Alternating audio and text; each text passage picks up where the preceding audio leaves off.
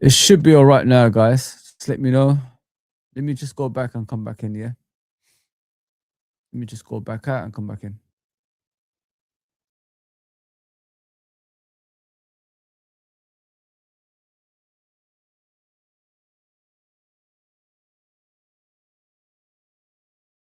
It should be all right now, guys.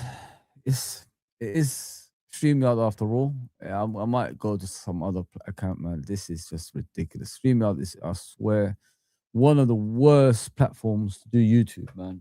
It doesn't help. It does not help whatsoever. It doesn't help me anyway, guys. It's just, yeah, it's really, really annoying. Yeah, I hope it's all good. Yeah, guys, what's going on, man? It's been like a few hours since the last time I saw you. I was still doing streams early hours in the morning. Me and JK. I must have done about 4 or 5 yesterday, man.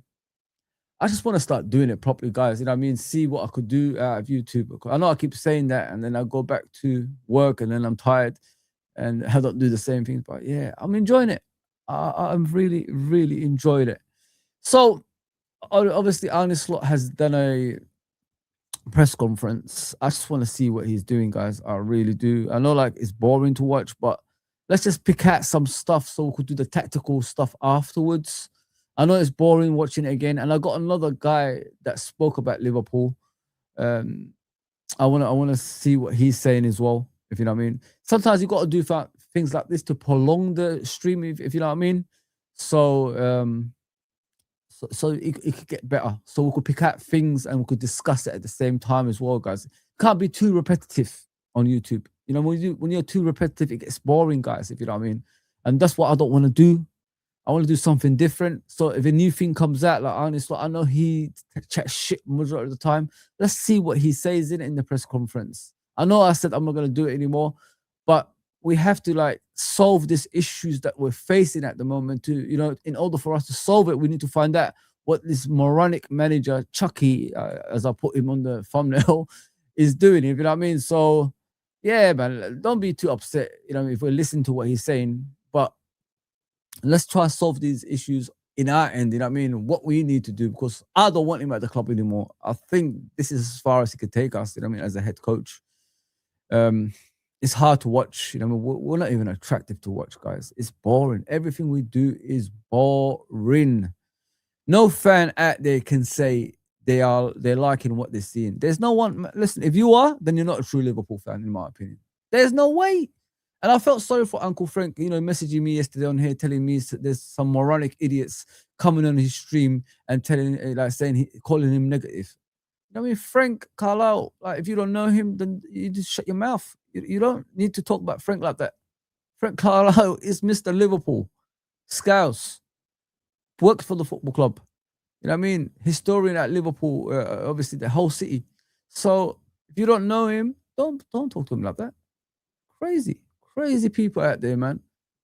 Like they're going after like people like Frank Carlisle, calling him negative. He's been honest. I'd rather have an honest Liverpool fan than someone that just lies continuously. There's too many liars out there, guys, that's enjoying what they're seeing. Like, how do you enjoy what you're watching and you call yourself a Liverpool fan? It does not make any sense, in my opinion, man. It's all a joke, man. It's all a joke. I've had enough, man, of these liars, man. Every single time, like, telling us, oh, you're not a true fan. Get out of there. Go watch Redman TV and Anfield crap. Go watch these people. And that Grizz guy. Go watch them. They're liars, man. They want to work for Liverpool Football Club. I don't want to work for Liverpool Football Club. I just want to support my football club and tell the truth of what's going on. I don't do that shit, man. Giving you guys false hopes every single time. Allow that shit, man. Be truthful. I mean, at least you get respect being truthful. If you're a liar in life, that's what you are. That's what you represent. And I don't want to be representing people like that, man. Nah. I'm not part of that people, man. Go and support those people, man. Those liars, man. That's supposed to be for the fans.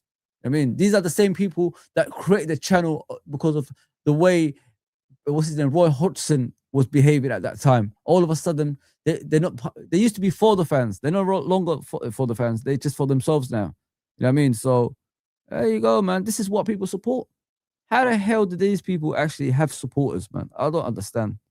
I really don't understand that. But it is what it is. But the people that's truthful, you people haven't got at them. Funny that, isn't it? Very, very funny that. Nah, man. No, I'm not gonna be fake. Being here, if you haven't, then you won't know how it feels. So if people like us, the older fans, that's telling you, warning people what's to come, especially what we watched in the past. Listen, we have to do that. Otherwise, you know, if you don't prepare yourself, you're gonna go through, you know, bad times. That's gonna affect you mentally, man. And that's what it did to most of us. Mentally, we're exhausted watching Liverpool back in the day, man. That 30 years was the most exhausting 30 years I've ever been through. Especially when you know you love a football club as well. Yeah, man. It was exhausting, man. I couldn't do it anymore, man. I really couldn't. Yeah, so this is the fraud. Let's watch the bald fraud, Chucky. See what he's saying. Let's see if he's, you know, gonna tell us we played pretty well, we did great things. If he starts saying like that, I'm gonna slap him in the face, man. When I see him, I swear, I'm gonna slap him and then punch him in the face. That's what I'm gonna do next after that. Really, really irritates me if he says we played well. Oh man, astaghfirullah. As you guys know, I've got a certain condition, so I don't fast every single time, guys. You know, I mean, I can't because look how thin I am. You know, so I have to, you know, eat sometimes as well. So apologies for the people that are celebrating, obviously, Ramadan and all that stuff. Yeah. So let's see what he's saying, and then we continue from there. Analyse that defeat on Tuesday at Wolves, and how will it have an impact on Friday, if at all? Did I have time?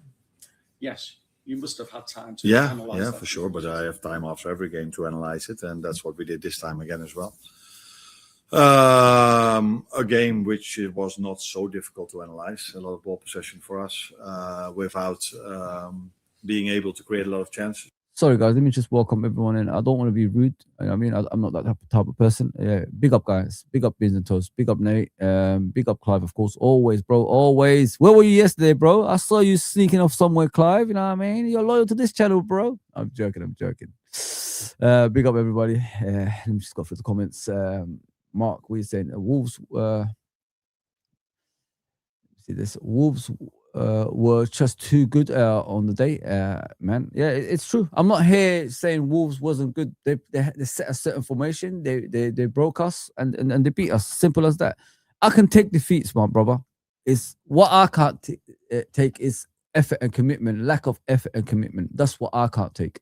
And not only that, on the sideline, the head coach not making changes. You know, like when you watch a football club, guys, there's a certain point of the game you got to realize things are not working out. And this dumbass bald fraud does not see that. All season I've been watching him. The only time he does things is when he's making changes around the 65th minute. That's the only time. It's madness. It's absolute madness, man. I'm sick of it. I am sick of it, man.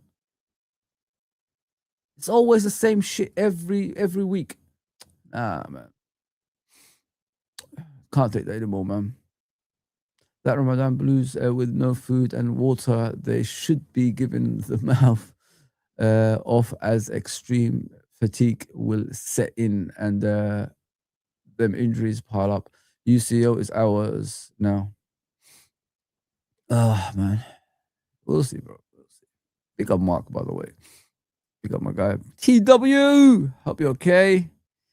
Let me see. Anyone new on there? Oh, man. I haven't seen this person before. Big up, Lewis. What's going on? Muted. I know. I've sorted it out, hopefully. Hopefully, I've sorted it out. Don't want to, like, go through mute the whole time. But, yeah, it is what it is. Big up, Lee.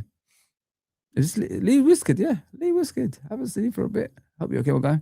Sorry, my throat is killing me, guys. My guy Ravi's in the house. I'm just welcoming people in, by the way, and of course, Mr. TW. Yeah, keep the chat coming, guys. So we'll discuss it further as we go along. Not for the first time this season that has happened to us, but enough chances because I watch quite a lot of football to win the game. What chances?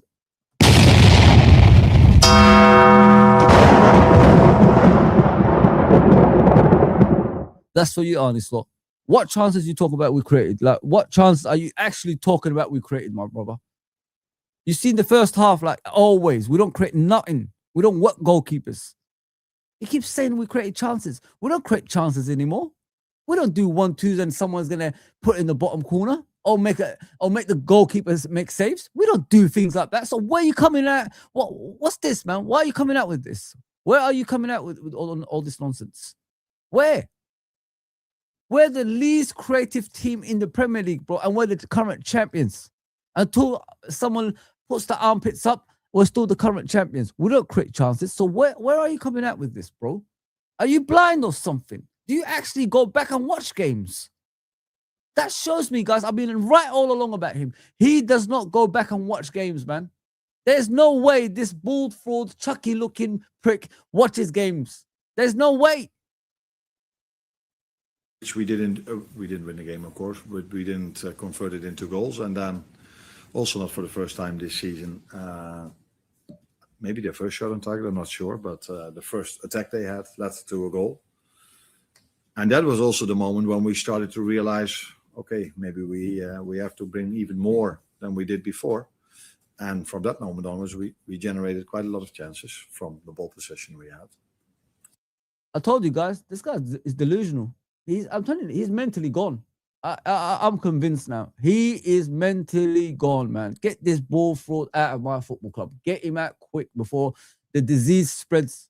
We need to get rid of this guy. He is absolutely diabolical. He actually thinks we created a lot of chances. He keeps referring to that. Not just this game, every game. Even that Nottingham Forest, the first half, he thinks we created a lot of chances. That Nottingham Forest game away. He thinks we created a lot of chances. He keeps saying this every single time.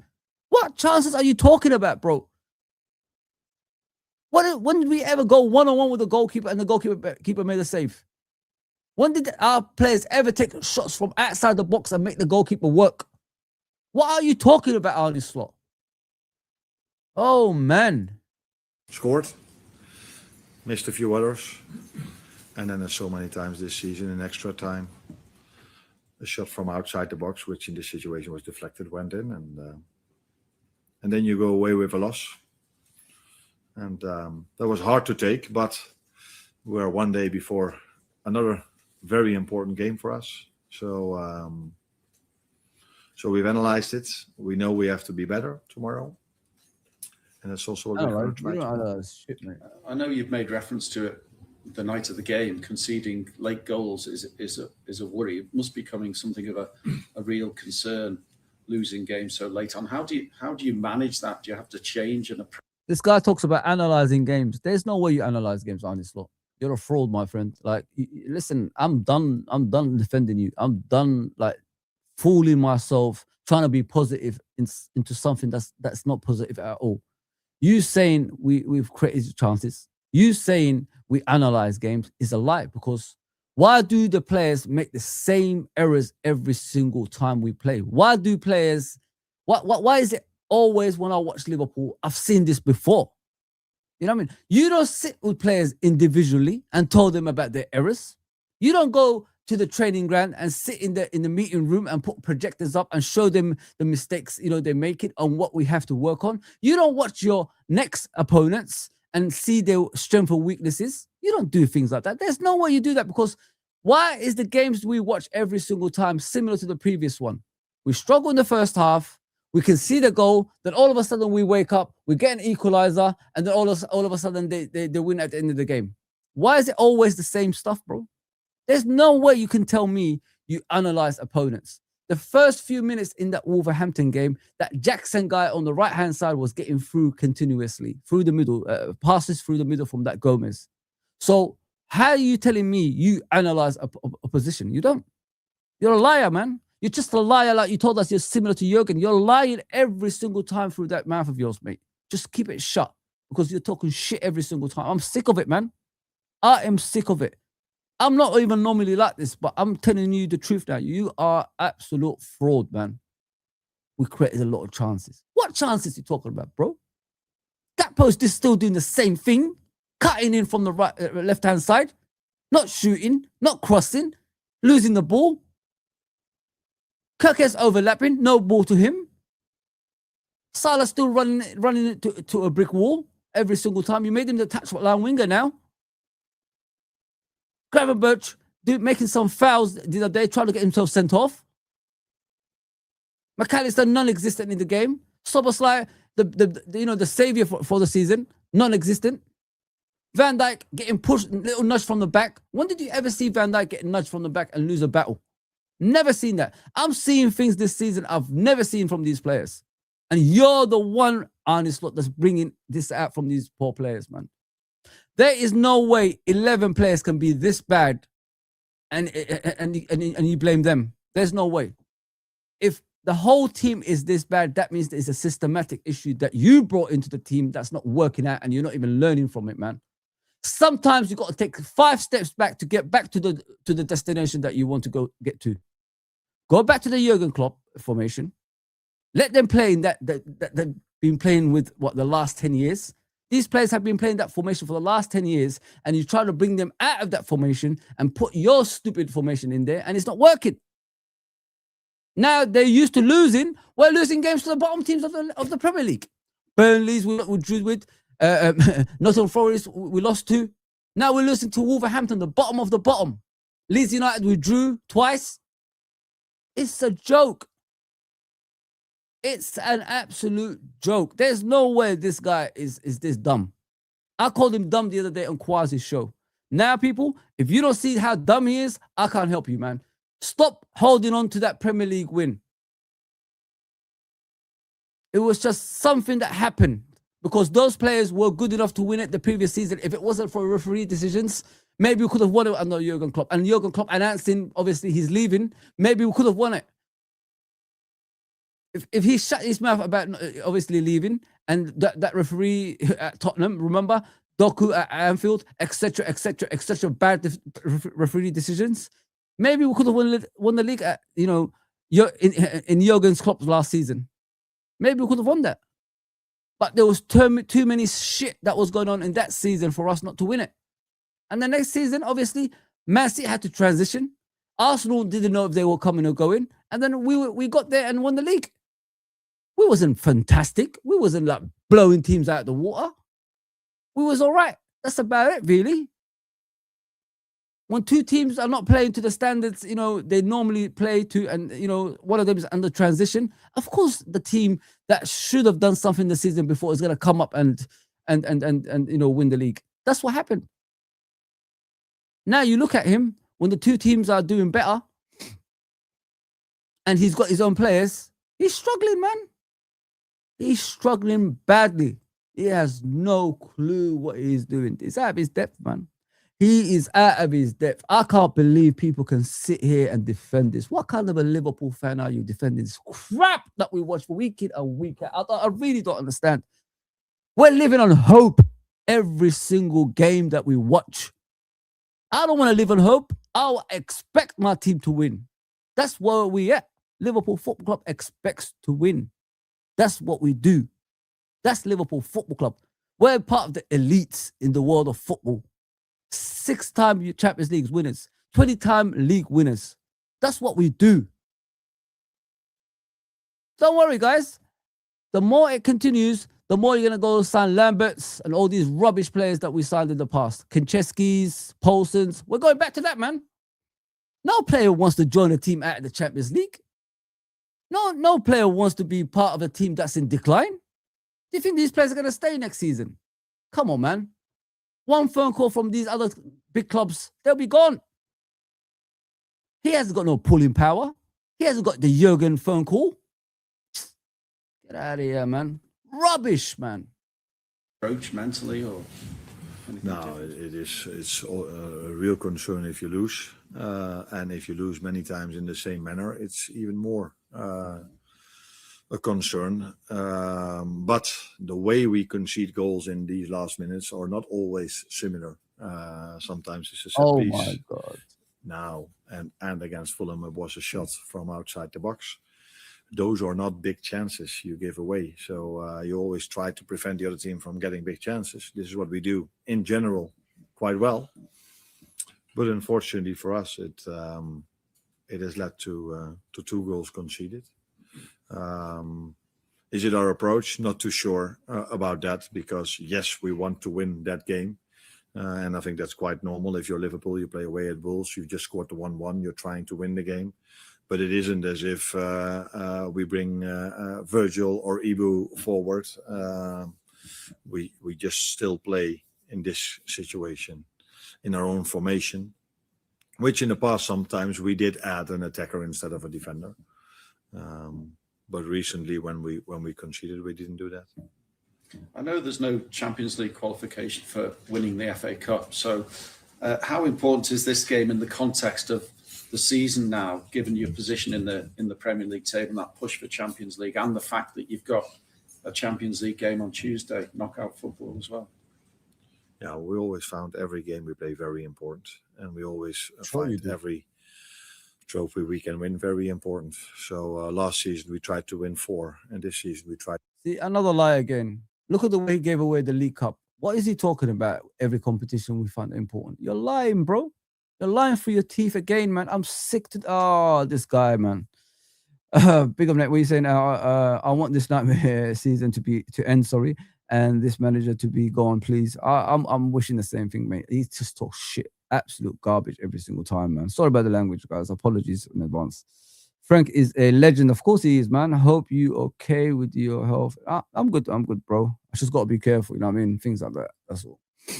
Yes, beans and toast. What are you saying? Who's been sneaking? Don't know, bro. Don't know. Playing pool last night. When got home, didn't realize you was on until late. Nah, I'm joking, Clive, bro. I'm joking, bro. I'm joking. Grizz, us or Hamza Weeks. What's going on, Grizz? Us, good man. Don't bring him down like that, Fozi. Listen. I don't sit here being fake, bro. I can't, bro. I remember, I'm not bringing him down in that way. It's what he said to me before. I remember I went on his channel once in a calling show, and he was very disrespectful towards me. So that's why I'm saying what I'm saying, Hamza. And I don't do people that, you know, don't tell the truth. They don't tell the truth, my brother. They just lie through their teeth.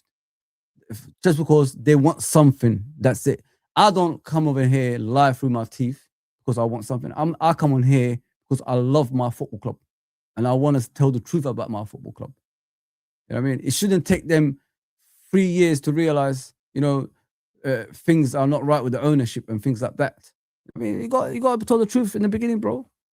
I mean, I'm just being honest. Something happened between us on his show once. That was it. That's why I bring him up. He was very disrespectful. And for an older fan, he should know what Liverpool's all about. If he's saying he's an older fan that suffered through the 30 years, he should be one of the, you know, pioneers, the figureheads for, you know, the football club to not go through that again. And yeah, every single time he's trying to be positive and things like that. I don't care if he's trying to be negative. Don't come on my boat, man. Go to that sinking ship, man, with the plane. Be part of that band. When the ship was sinking, they were still playing. Go and be part of that, man. No. My boat is going, you know, is going forward, man. And trying to get these people, these frauds out of my football club, man. They're not good enough. This manager is not good enough, man. It's rubbish, man. Rubbish. That's why I do things, Hamza. I don't really talk about people unless I see things or, you know, something's happened. I went to the USA tour a couple of years ago. I watched this Anfield crap and Redmond TV on there, how they were behaving. I saw them, the way they were around Liverpool Football Club. There's no way these guys are truthful, what they do. It's all bullshit, man. They all want to work for Liverpool Football Club. Go on, man. But they don't want to criticize anybody. Nah, man. Don't do that, man. Start criticizing, be truthful. Even Steven Gerrard is starting criticizing people now. You know what I mean? Everybody was saying, oh, he's not criticizing someone, you know, the team because he wants the job. Nah, he started saying it now, man. He told off Arne Slot. You know, he even said it in the last game, Rio has to start, get that gap put off. There you go, man. Gotta be truthful. Don't lie, man. Don't lie. Don't lie. I'm watching. Don't lie, man. Yeah, he's serious, my brother. I'll be honest. I don't want to hear him talk. I don't, but I'll pick out things, innit? We're going to do the preview for the game, innit? So let me do that at least, bro. Let me see what's going on in here. Yeah. Just Hamza, you gotta be truthful, bro. You can't lie. You can't lie, man. Because you want something. I don't want to be a reporter for Liverpool like this guy does. That's why they do this nicey all the time, my bro. They want something from the club. Yeah, man. You're not even good enough anyway. What are you gonna get from the damn club? Get out of here, man. Anfield crap and Redmond TV. Redmond TV used to be outside, the stadium after the games talking to the fans. It was beautiful back in the day, man. It was for the fans. What are they now, man? Jokers, man. They don't care what you think. This is why I don't want to listen to this stupid... Okay. I know he's gaslighting and all that stuff, bro, but it is what it is. But you have to listen. He's in charge of Liverpool Football Club, so let's just pick out the things, you know what I mean? Got to pick it out, man. Got to pick it out, my bro. To win 4 as well, but 2 are not possible anymore, the Premier League and the League Cup. So the other 2 where we are in, we try to win it, as we've always tried at this club. And of course, for us, qualification for Champions League is massive, as we all know. But that's not on the line tomorrow. Tomorrow the FA Cup is on the line, and that's a massive game for us. You said there about reacting after Wolves scored, and you generated a lot more chances after that. I just wonder why you couldn't take that approach earlier on in the game from the start, and is that something you'll be thinking about going into tomorrow? Yeah. It's not the perfect word to use because it's not what I feel, but I cannot come up with another. I'm almost annoyed if you say that approach, but because the approach is not different. The approach is we want to have the ball as much as possible, and we want to have it back as soon as possible. So we always press high, and when we have the ball, we try to attack. Then that in the final part, when we have the ball in the same position, it leads to chances as it didn't happen in the first 7. You see, he's deluded, isn't he? Like, be honest, guys. Like, he's deluded. Like, he keeps saying we're creating things. I don't know what games he watches. There's no way this guy analyzes games afterwards. There's no way, man. He's fooling himself, man. He must be watching something that he likes in the games, like 1 or 2 things, and then he's gonna say, "Oh, it's great what we did." That's the only thing I think of. This guy is delusional. This guy has got no idea what he's doing. I'm telling you, man. If he thinks we've been playing well, like he keeps talking about, then we're in trouble, man. Yeah, we're in trouble. I'm telling you. No single player develops under slot. You're spot on, Alex. Spot on, my guy. It just clearly shows. How can a new... Don't forget, guys, he's a new head coach at Liverpool Football Club. Still, he hasn't been here long enough. You know what I mean? How can he have enemies at the football club already? How can Chiesa, Endo, Jones, all these guys be enemies? Like, you let go the likes of Kwanzaa and players like that. I don't understand things like that. When you're at a new club, shouldn't you build a relationship, a rapport with those players? Shouldn't you gain their trust so they could try that much harder for you on the pitch? Shouldn't you? I'm confused. Has life changed in some sort of way? I don't understand. It's weird. He's terrible, man. How can players try for you if you don't even treat them with respect in the first place? Do you know what era of football we're in right now? You don't make players your enemies. You make them help you out and do extra yards for you on the pitch. That's what you do as a head coach in the modern era. That's what Pep does. That's what Klopp used to do. That's what Arteta does at Arsenal. That's what the greatest managers do. They make those players believe they're better than what they are. Who would have thought Henderson would win titles with his ability? Nobody. But he did, because Jurgen believed in him. There you go, people. That's how you do things in the modern day football. Psychological. You got to work on players' mental beings. They have to work at them mentally, to make them believe they're better than what they are. And this guy has got no management skills in that way. No man management. It's terrible. He played Endo for the first time against Sunderland this season, yeah. Starting. Endo was man of the match. So much so, Endo got injured, got up, and still played on until he had to be stretched off. That's the guy he didn't want to give a chance to from the beginning. That's the guy who sat with him in the summer and told him, boss, I'm willing to fight for Liverpool Football Club. Please let me stay. That's how much Endo wanted to stay at Liverpool this season, and he didn't give him a chance until it was too late.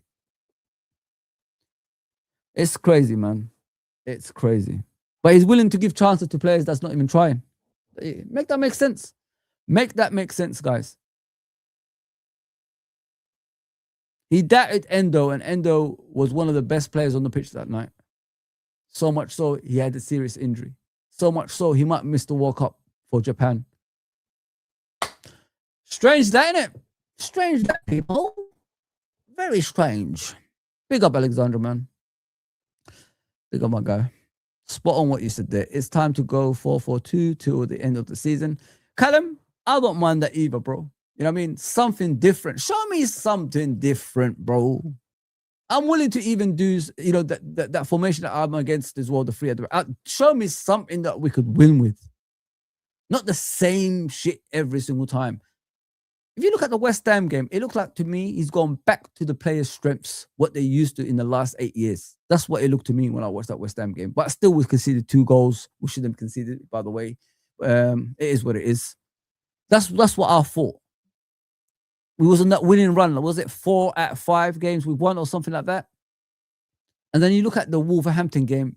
It looked like to me he reverted back to what he wanted to do again. He's one of those people that's always going to sneak in his formation, the one he wants to do. He goes back to what we was to the players' strengths, and then because we're winning continuously, he goes back to sneaking, you know, what he wants to do again. He's mental, man. The guy is mental. I'm telling you, the guy is mental, man. Mentally gone. He's always sneaking that on his slot, you know, football.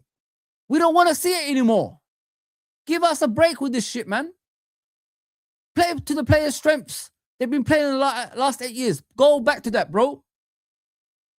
I'm sick to death of watching honest slot football. It's rubbish. It's not from the Premier League. It's the worst football I've ever seen. Players ball watching, players scattered everywhere. There's no midfield. Teams going behind us, and all of a sudden one pass, they go on the counter-attack and score a goal or create a chance. I'm sick of it, bro. Stop showing me this honest slot formation. It's rubbish. Stop that, man. Just go back to basics of the players' strengths. They play more congested. They control the game better. Counter-attack. That's what we do. No inverting pullback. I don't want to see that anymore. Do overlap on Salah. Do overlap on Gakpo or Rio, whoever plays on the left. Do something like that.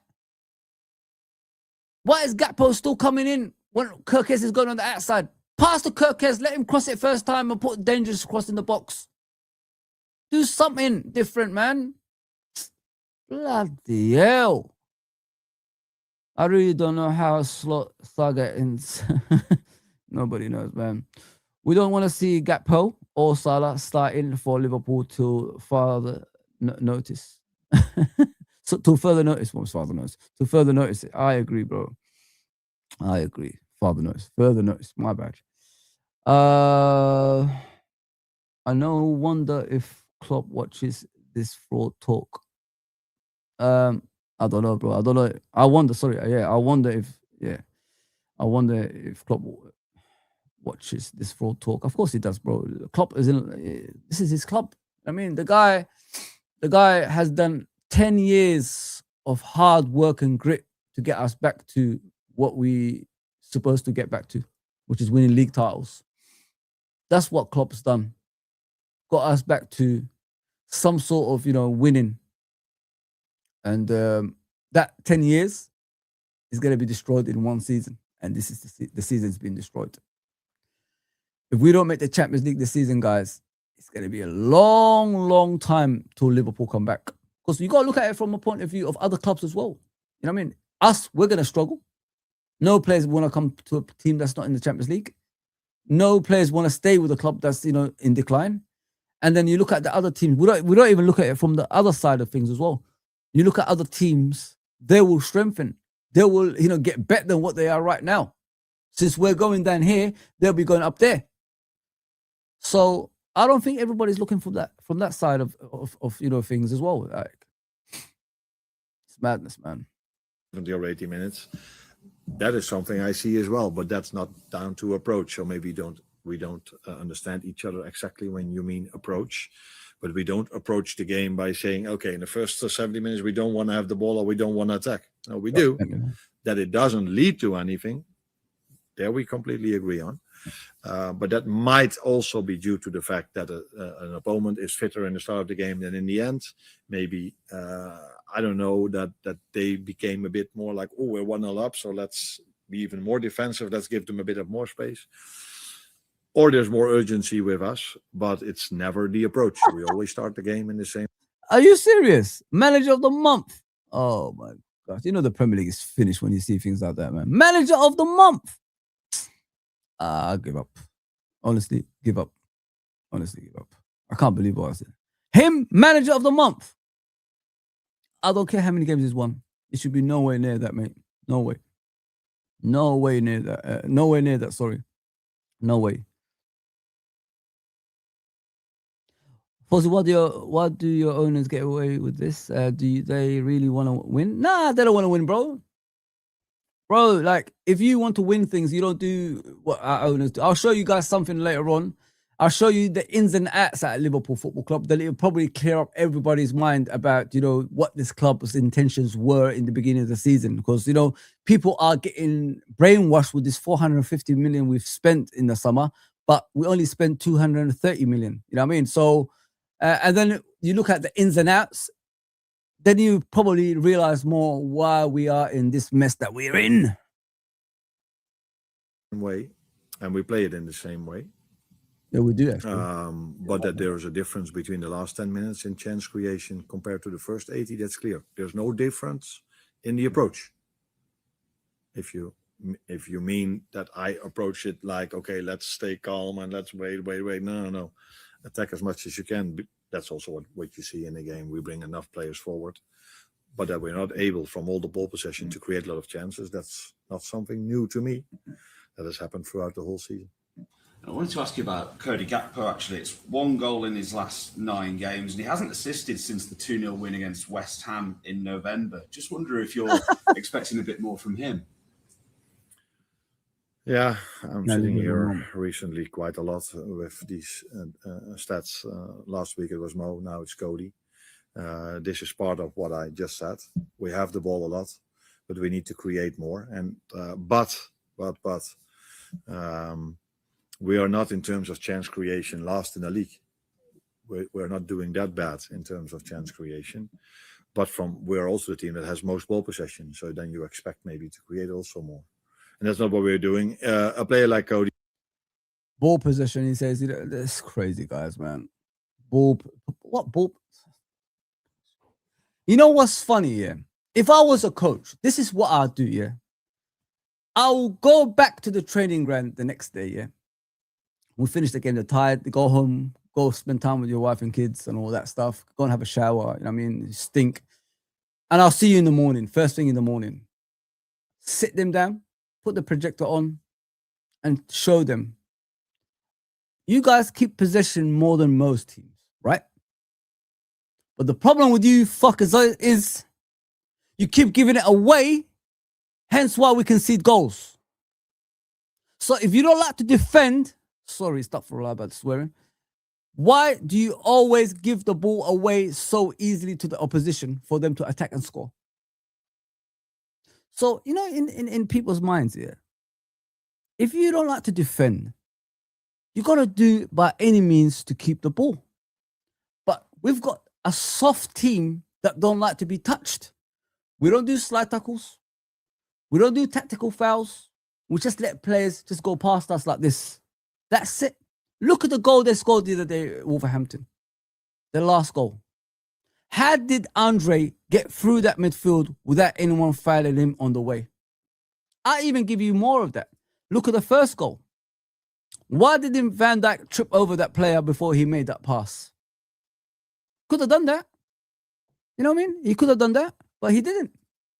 We don't do things like this, guys. We do the same rubbish game in and game out. We're just a nice team. We're not aggressive. And people want us to buy the Whartons and all these guys. They're not that type of players. We need some bullies on that pitch. When you have bullies on that pitch, nobody messes with you. I mean, when you got a gang, nobody messes with you.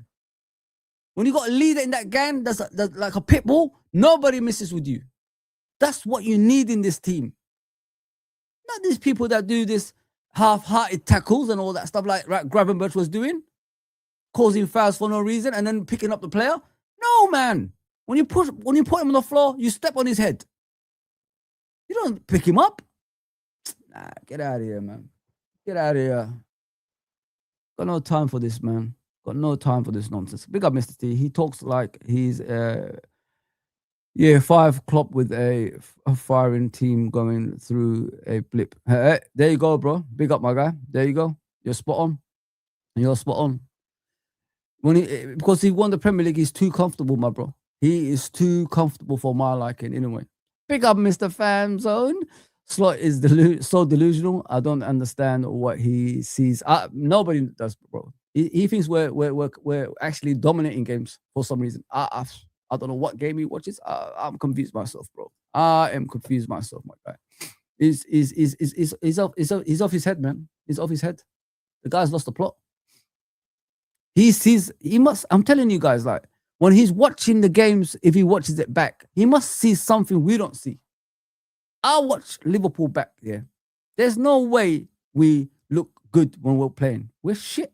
That first half was one of the worst. Steven Gerrard even said it's boring. A legend, an ambassador for Liverpool Football Club, calling it boring.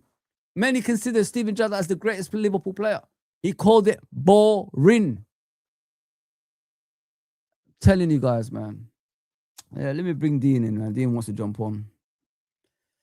I mean, when Dean says, bring me on, of course I have to bring him on. I'm not going to say no to Dean, man. 1 second, guys. Let me bring in Dean. Yeah, it's boring. The guy's You play like Mo, we expect from them and they expect from themselves to score more or assist more than 1 out of 9 or Mo 1 out of 10, I think. But as I said so many times, attacking is not only down to Cody and Mo, as defending is not only down to Ibu and Virgil. So yeah, let's make sure we create even more, which should be possible with the quality we are having. And then goals will come for these players as well. Thank you. He's off his head, man. On Tuesday night, you one thing you said was the same old story, and I know that was specific to a certain events in the game, but I'm just wondering, aside from set pieces in recent. Wallah, this guy's crazy, man. Wallah, billah, this guy's crazy, man. I can't watch this anymore, guys. I'm hurting, man. I can't go through this mental breakdown. Listen, guys, you know, the 30 years before, I went through shit with this club, but yeah, this guy, wallah, he's mad, man. I'm even like doing Somali bloody talking now. You know what I'm saying? I don't even do that in streams. Nobody even knows I'm Somali sometimes. You know what I'm saying? Even though I look, I mean, they look like me. You know, I'm Somali. Look, nose. Look, there's no Somali than this, man. You know what I mean? Yeah, it's crazy, man. I've had enough, man. 2 days of streaming, guys, like of madness. That's how I've been doing. Oh my God, I've had enough. Let me bring Dean in, man. Dean is frustrated, probably seeing this rubbish. I don't blame him. Hang on, let me put the media on there. Big up, my bro. What's going on, brother, man? Bro, I was gonna go live and I see you and I was listening. I thought, yeah, hold on, sorry, man. That's all right, bro. Hold on, sorry. Who the hell's my door?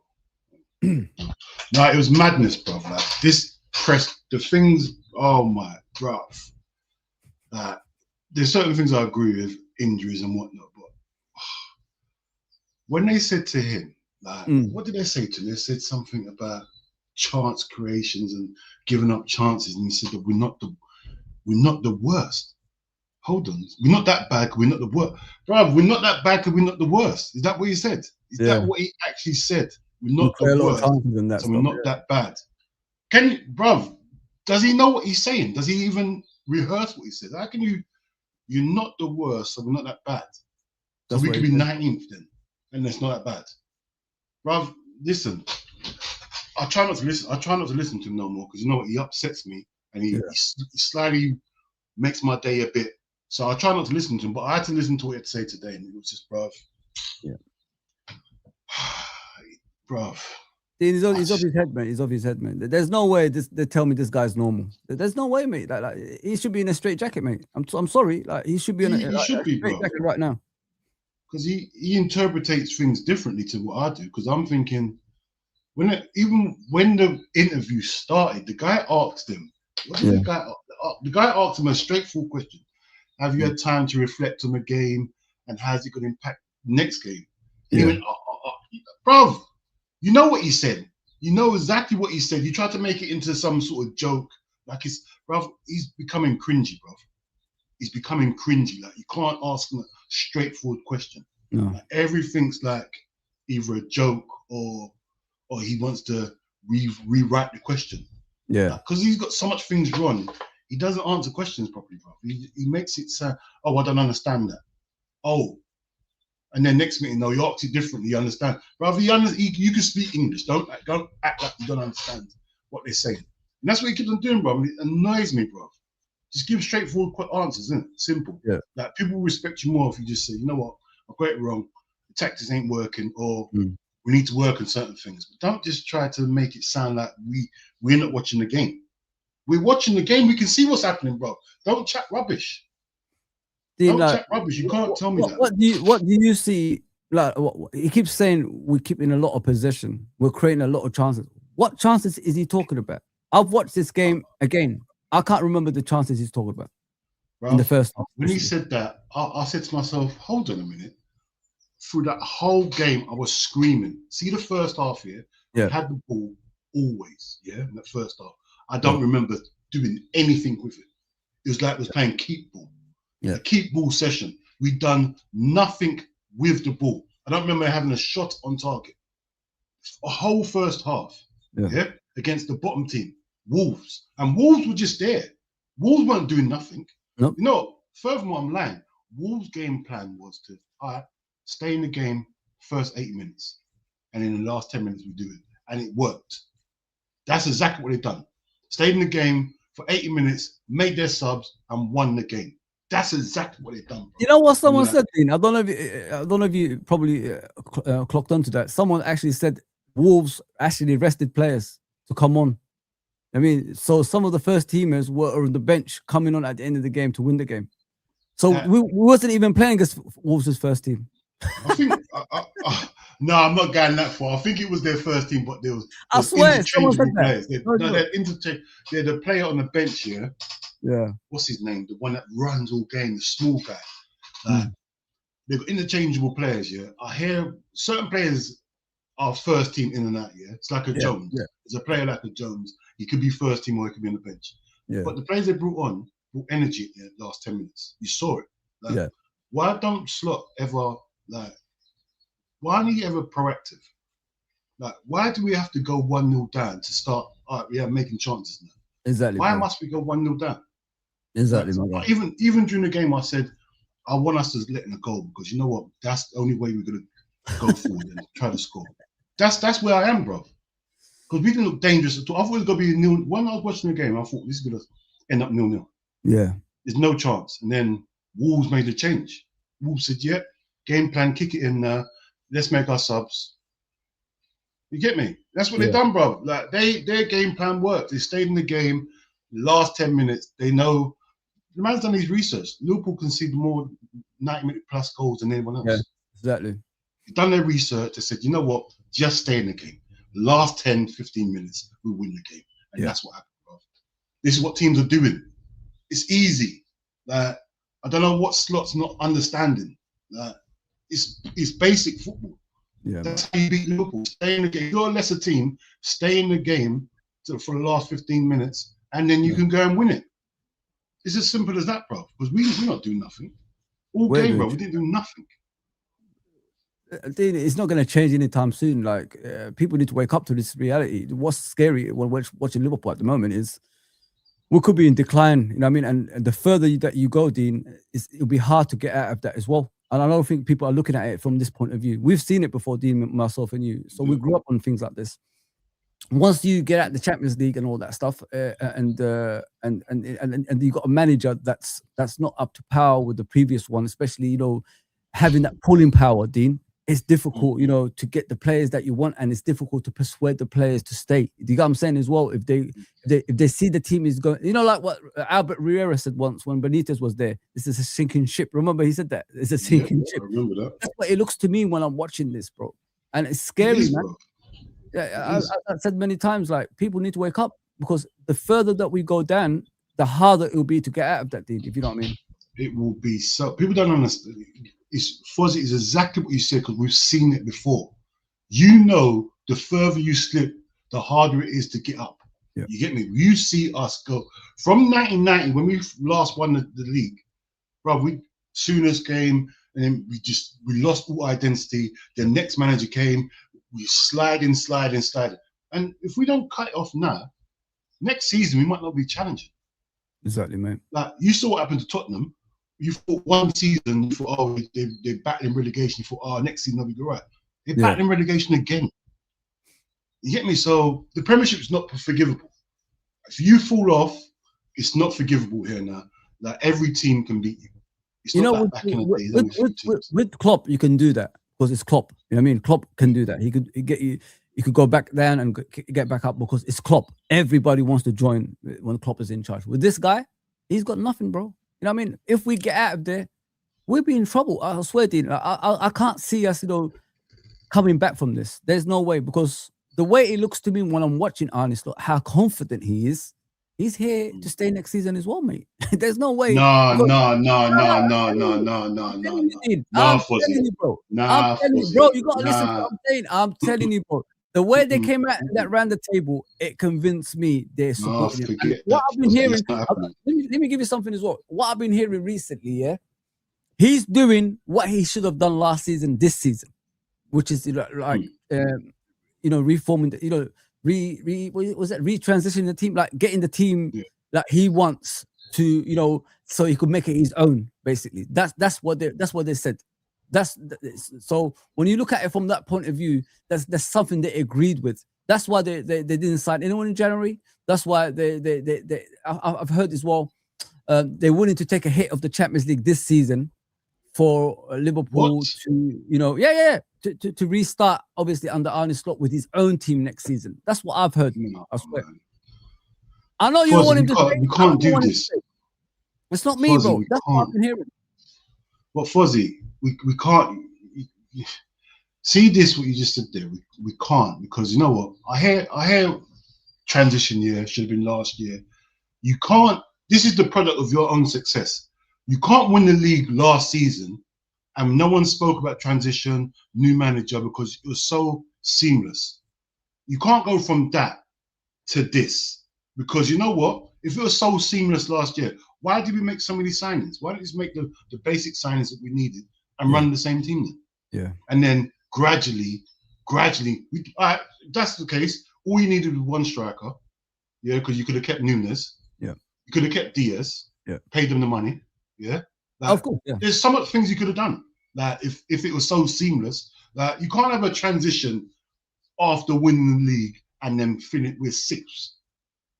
That doesn't make no sense to me. Like if we had such a, because no, everyone said the squad we had, Klopp left us in a good place. Yeah. If you left us such in a good place, why did we do such a rebuild?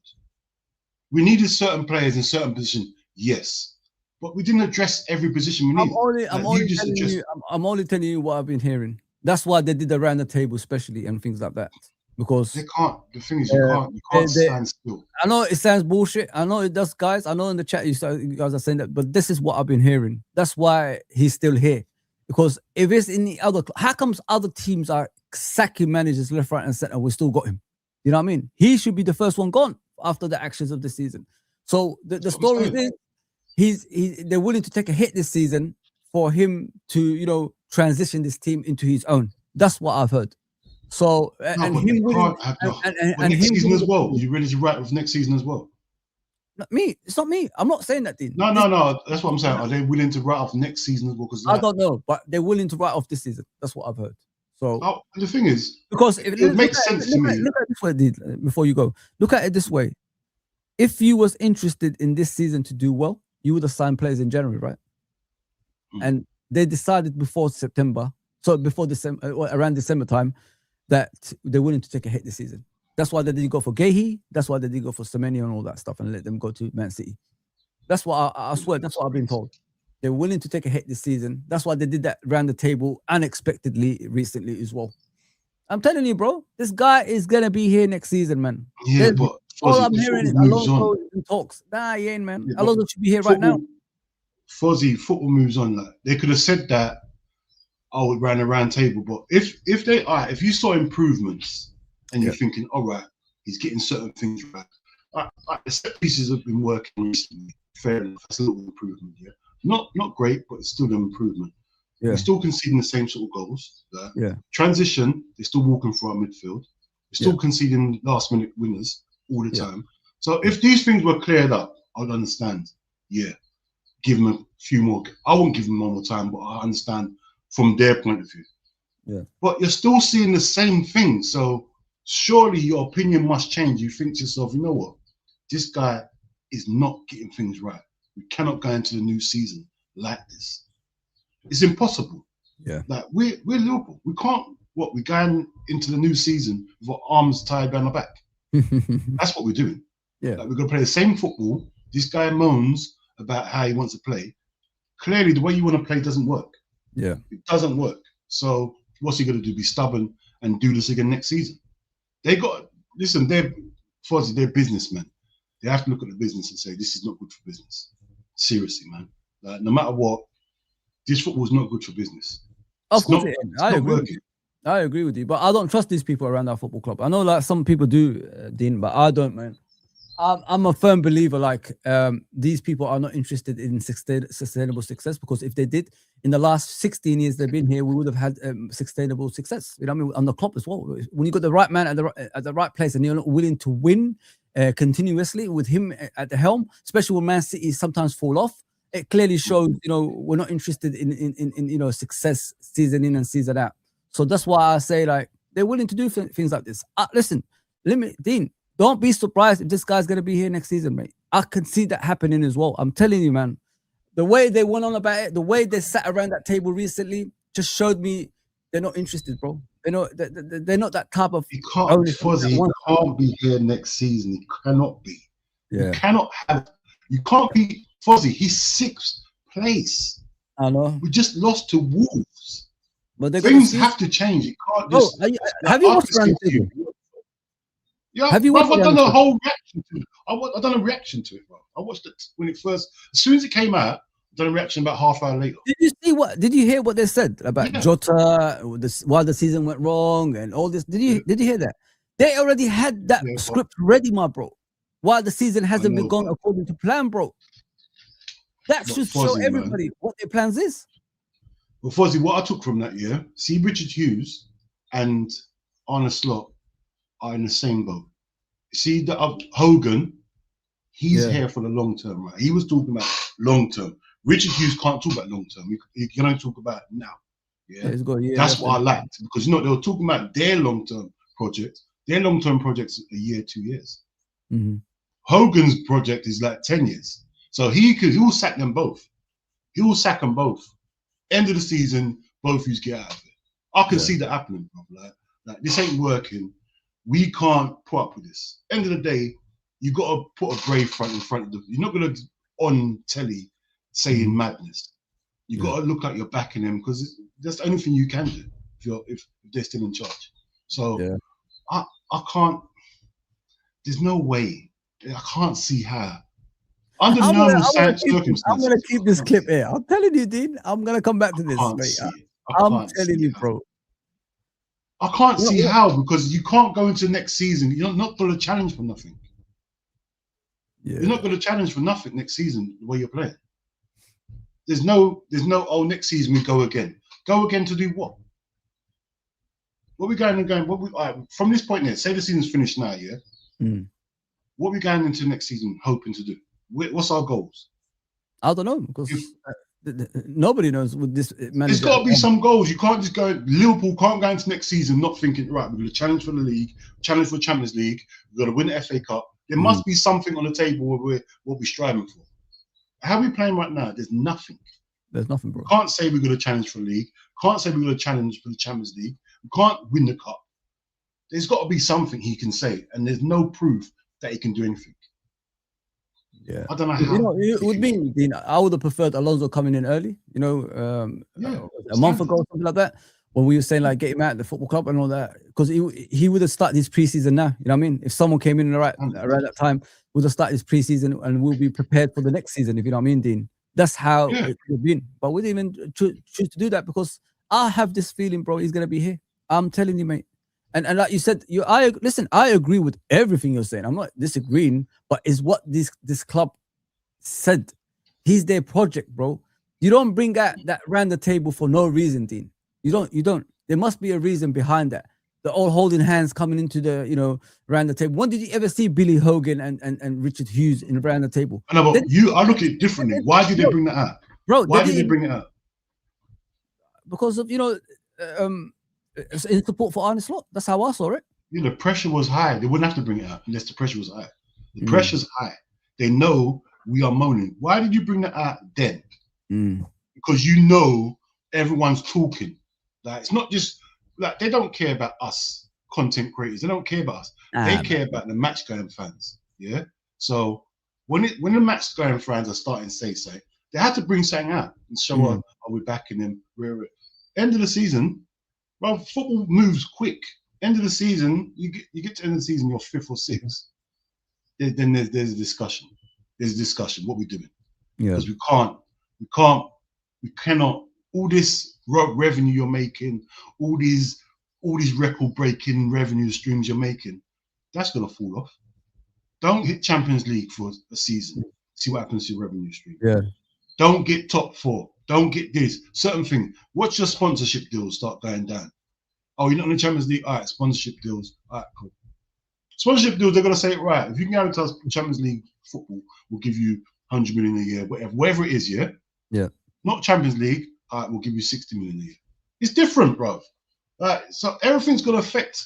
They're businessmen. They're going to make business decisions. Even if it's not football decisions, you've got to make, these are businessmen. You've got to make business decisions. And they go hand in hand. Business and football goes hand in hand. Let me show you how much interest these people have, out of normal. Can you see that? Or does it make it big? Try to make it bigger. So I don't know what's going on here. Sorry, guys. So this is what do you call? Let me go back a bit. Hopefully you can see that. So let me show you the outs. Yeah, people misunderstand how many players have left and what's coming. Yeah. So Harvey Elliott gone. Simica's gone. That's 2, right? Ben Doak obviously sold for 23 million to Bournemouth. That's gone. That's 3. Darwin Núñez 4. Tyler Morton. These are part of the first team players, if you know what I mean. Yeah. Tyler Morton. How many is that? 4 Should players. have kept Tyler Morton though. Should have kept. Diaz 5. Kwanzaa 6. That irrelevant. Nat Phillips 7. Jarrett, I think he was obviously part of the goalkeeper. 8. Yeah. Kelleher 9. Trent Alexander 10. And then you look at obviously Jota, rest in peace, is what, 11, yeah? You all those players are gone. That's 11 players that's gone, yeah? Because I'm excluding this guy. I don't know who he is, Harvey Davis. He didn't play much, did he? So you got 11 players that's gone. So what's coming? Alexander Isak, sorry, that's 1. Leone 2. Ekitike 3. Milos Kerkez 4. Wirtz 5. Frimpong 6. And that's it, really. there's no other. Of course, Mama Dashbelly, you could say 7 but we signed him obviously the season before. So about 11 players have gone, Dean, either on loan or permanent sale, and we brought in 7. So how is that a title contender team if you're not buying the right players to support the players that's already there? If you know what I mean. So what I'm trying to say, Dean, is you don't weaken the squad, bro. You strengthen the squad if you want to win a league title. So from day one of last season, of this season, it was difficult for us to win the league because we've weakened that squad. And then you look at the bench, when we need to change games, how often does the bench change games this season? We haven't got a bench. We haven't got a bench. We can make excuses for injuries, but the true fact is we've had a lot of injuries this season. Like, we didn't plan for Isaac to be out for that amount of time. We didn't plan for, what's it called, Bradley to be out, or Leone. We've had some injuries, yeah. But my thing is, yeah, like what we said it before, we said, like, why have you gone for the world-class players? Why don't you get the ones that's up and coming? Everyone don't have to be. You didn't have to. In my eyes, you didn't have to get Wirtz. Nope. I didn't think that we needed a Wirtz. Yeah. I thought we needed a CDM before anything. Yeah. So you went and got a Wirtz, fair enough. Isaac, did we really need Isaac? Did we need Isaac? We got Ekatike. Did we need to spend 107 million on Isaac? I would have went for Alvarez, and I mean Alvarez is more suited to us than Isaac, in my opinion. No, but that's what I'm saying. Did we need someone that expensive? Because Alvarez would have been expensive as well. I don't think we could have got a youngster or something. Yeah, just to navigate, we need a defender. We need a CDM. Yeah, just to navigate these positions. Yeah, but we went for the top players. Yeah, went for the top players, and when you go for the top players, that should guarantee success. Really, that's the reason you're buying them. Yeah, like, you're not buying players that you need to work on. You're buying players ready-made to step in and move forward.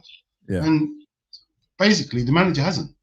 He's bought the right players that can go forward, but you have not improved us because of your limited tactics and your continued moaning and not being able to adapt to the Premiership. You didn't buy players that were ready for the Premiership. Yeah. Strength, set pieces, you know what's going on. You didn't buy no one like that. So, bruv, this is where we are, man. This is where we are. Yeah, we're in trouble. Players are good. Huh?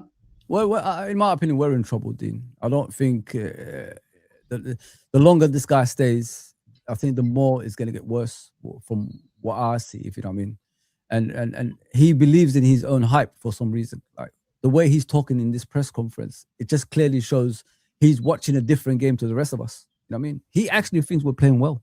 He actually thinks we're dominating games. He keeps talking about we've got more possession than the other teams. You know what I mean? Like, what do you actually watch on this slot? Do you see your players, even when they keep possession, they give the balls away in areas where the opposition attacks and scores goals or create chances? Does he actually see that? That's what I don't understand as well, dude. Like, if you don't like to defend as a player, for example, McAllister, Sobos, whatever, if you don't like to defend, why do you keep giving the ball away so easily then? Tell me about you know what I mean? So why don't you just cover the ball somewhere, get a foul out of it, or do tactical foul on the way to the goal, earn a yellow card or something? Oh, we don't do that. Fozi, we don't do that. Like, we don't do that. I had times I said, just bring him down. I don't care what it sounds like. Bring the guy down. Go and get a yellow card. You don't do it, just let the guy run past, and that's the end of.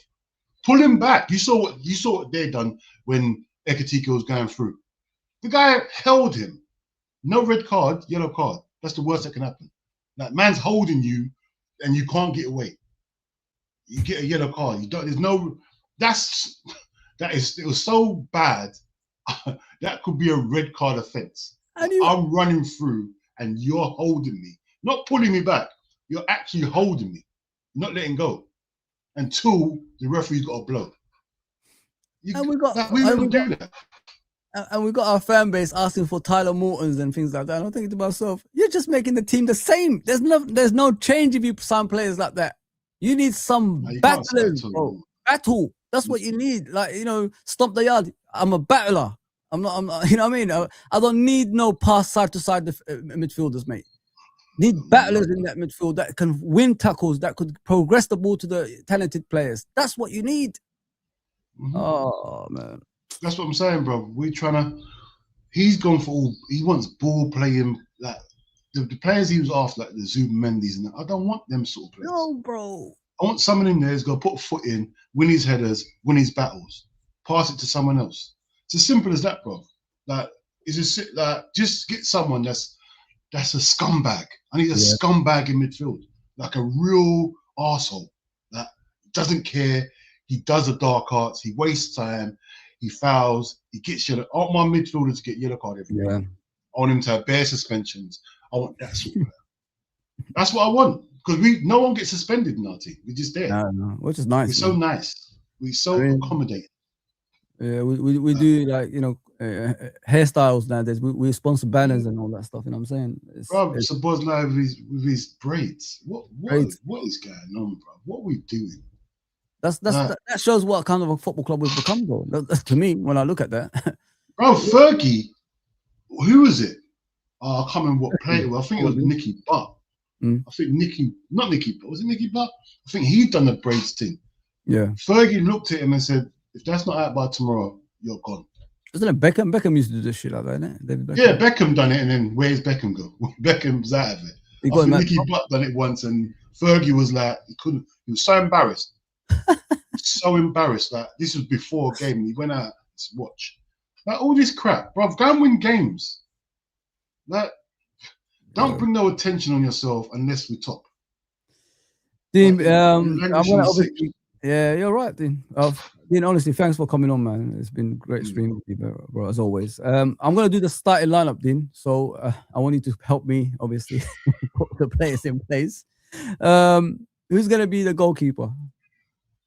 It should be Mama Dash. It should be Dash, really. You should give him a run out, to be honest. Yeah. Right back.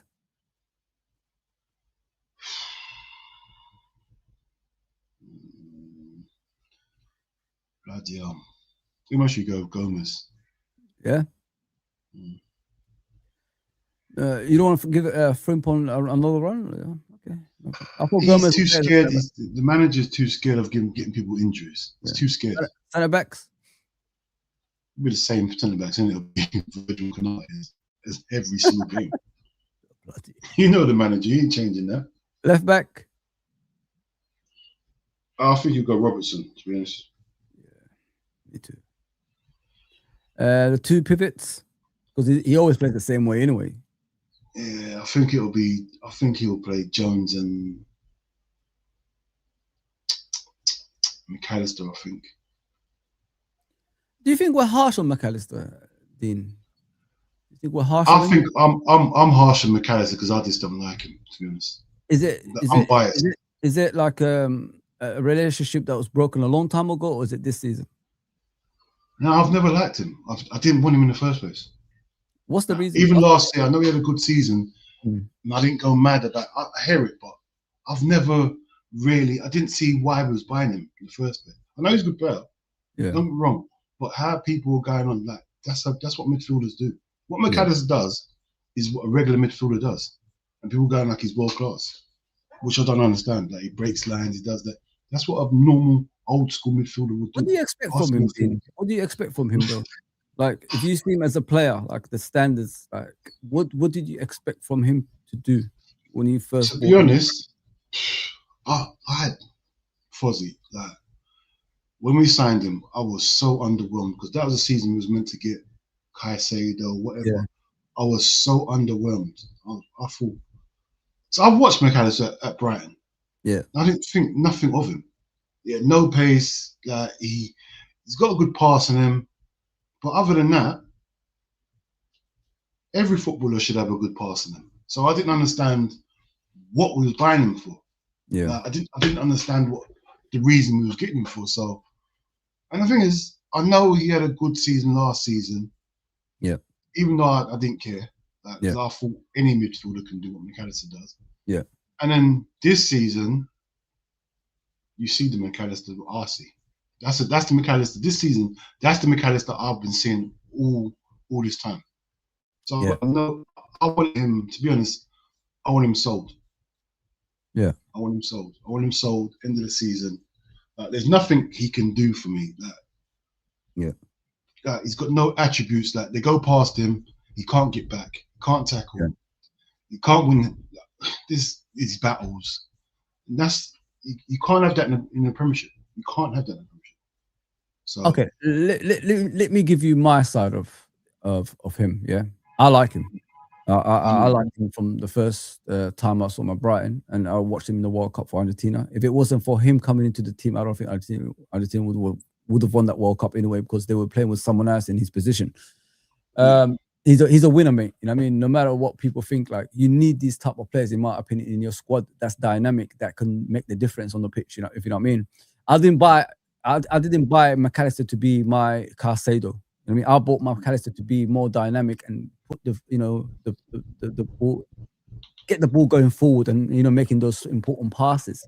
What I look at, Dean, is under Klopp, he looks better than what he is right now, because he bought him for a system, like a Gundogan type. That's what he said. I like you because you remind me of Gundogan when he used to have him at Dortmund.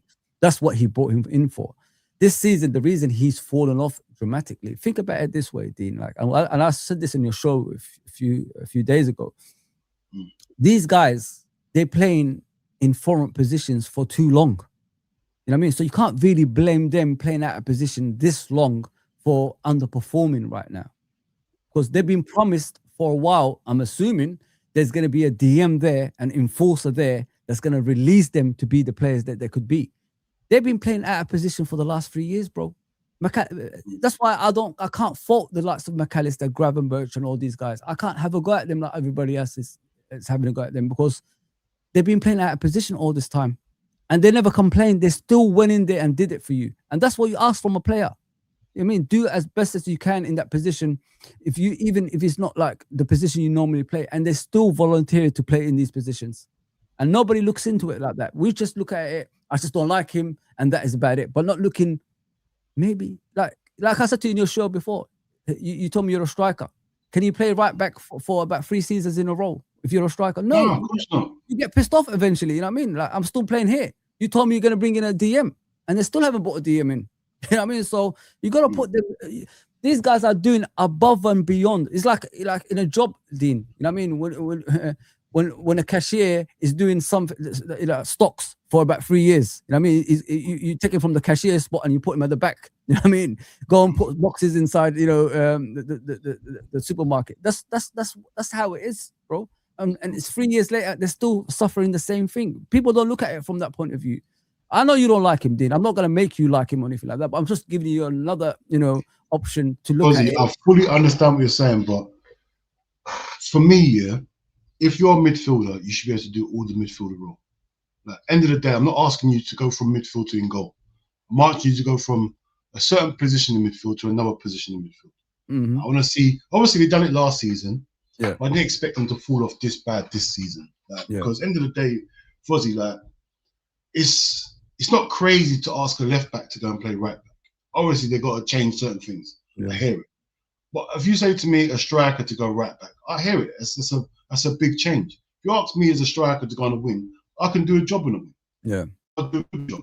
You get me? But the midfield, how McAllister looks this season compared to last season. I know it's the manager. That's what I'm gonna come in as well. Like, the difference between last season and this season. What I said it many times, Dean, in your shows and other people's shows. What you got to look at as well, mate. System has changed. They're not playing the same. Don't forget, in the last 8 years, we brought in players to fit the system that we have at the football club. Like you said earlier, remember you said that earlier. Why are we buying world-class players when we could buy players that fit the system that we have? So if you step away from that system and try to play this Arnie slot rubbish football, you know what I mean, that he's put into these poor players this season, of course you're gonna look rubbish. I mean, there's no one player in that team that's improved this season at all. Everybody's talking about Szoboszlai, and I said it many times, Dean, to you and everybody else. Szoboszlai has not changed from previous seasons. The only thing that's changed is the set pieces. He's not really scoring from outside the box continuously. He's not really creating chances for the players continuously. The only thing that's improved is the free kicks. And what he's doing continuously is the athleticism. You know what I mean? So when the players that was up there ahead of him before drop off dramatically, he's still going to be the same because he's an athlete. That's why he's looking better than everybody completely else. agree with what you say there. That's what I was saying as well. So Bosley ain't changed. The players around him got worse. It's the free kicks, though. That's it. The set pieces. Yeah, and the players around him's got worse, so he's got to stand out. That's all it is. Yeah. So Bosley is exactly the same, running around, putting his. So, don't get me wrong, I'm not cussing it because I like that because at least he's putting the work in. Yeah. But it's the same that he's standing out because we're so poor. That is it. He's not doing nothing crazy, is he? What is he actually doing crazy? Exactly. We talk about how he's this, is that, but what exactly is he doing? He's not putting up no trees, bro. He's doing a shift. He's putting a shift in every game. That's what he's doing. What the minimum should be from every player. But because every player is not putting a shift in, so Bosley's looking world class and that. Exactly, bro. Nothing's changed, bro. Nothing's Bro, changed. people are comparing him to Gerrard. Are we going mad? Bro, Real Madrid is looking at him and, you know, push cash and all this stuff. Well, go to Real Madrid. Fine. I don't care. I don't care. If you're not committed to Liverpool Football Club, go and play for Real Madrid and see what happens. I'm not scared of losing any one of these players. Before, when we had Suarez, I was scared of losing players. Yeah. I'm not scared to lose any of these players. If anyone wants to go, any one of them can go, in my eyes. Any one of them. And I won't miss them. No. I ain't missing nobody. They haven't done enough for me to even miss them. So if you think you're good enough for Real Madrid, if you think you're good enough for Real Madrid, go and do a Coutinho, mate. Where's Coutinho now? Where is he now? Yeah. I mean, where is Coutinho now? Nobody knows what Coutinho is. Bro, as far as I'm concerned, Mane, Salah, and Firmino, Salah's still here, but they're not here. The Fabinho's are not here. That's when I was scared. When we was playing high volume football, I was scared of our players might get poached. I'm not scared of anybody in my team getting poached now. I don't care. Thank you. Anyone's for sale. If someone came in, every single player is for sale if the price is right. That's what I'm on. You get me? Any person could be sold. Anyone you want, let's negotiate it. Simple as that, bro. I like no affiliation to pick. See these players, I've got no affiliation to them. This is where the managers brought me. Before, you couldn't tell me nothing about Mane. You couldn't tell me nothing about Trent. You couldn't tell me about Anne Robertson, Van Dijk. You could not talk to me. Now, any player you want, let's go to the table. Let's negotiate. No problem. You get me? Big up, Mr. Cam. What are you saying? Watch the Wolves game back. Kirk has stopped overlapping and just stood on the side, obviously on the sideline, and didn't even move for a passing option for Cody. He's clearly fed up of him, and like we are. Yeah, 100%. I agree with you guys. Like when I was watching the game, I was saying, pass the freaking ball, Cody. Just pass the ball. But then again, guys, I keep going back to that. If a good manager sees things like this, the player wouldn't keep repeating the same stuff in every game. But he keeps repeating it. Surely the manager's not telling him what to do then. The manager's happy. He picks him every game. He picks him every... Fozi, in what line of work or anything in life? Anything... If I go McDonald's, yeah, and I try out the new burger, yeah, it's disgusting. I'm not going to go there tomorrow and buy the same burger. I'm not. What line of work do you continuously... do the same thing unless you're happy with it, bro? Like, what in life do you do? Like, you see something wrong, you try to change it. You don't think, yeah, no, cool, no problem, it's all right. You get me?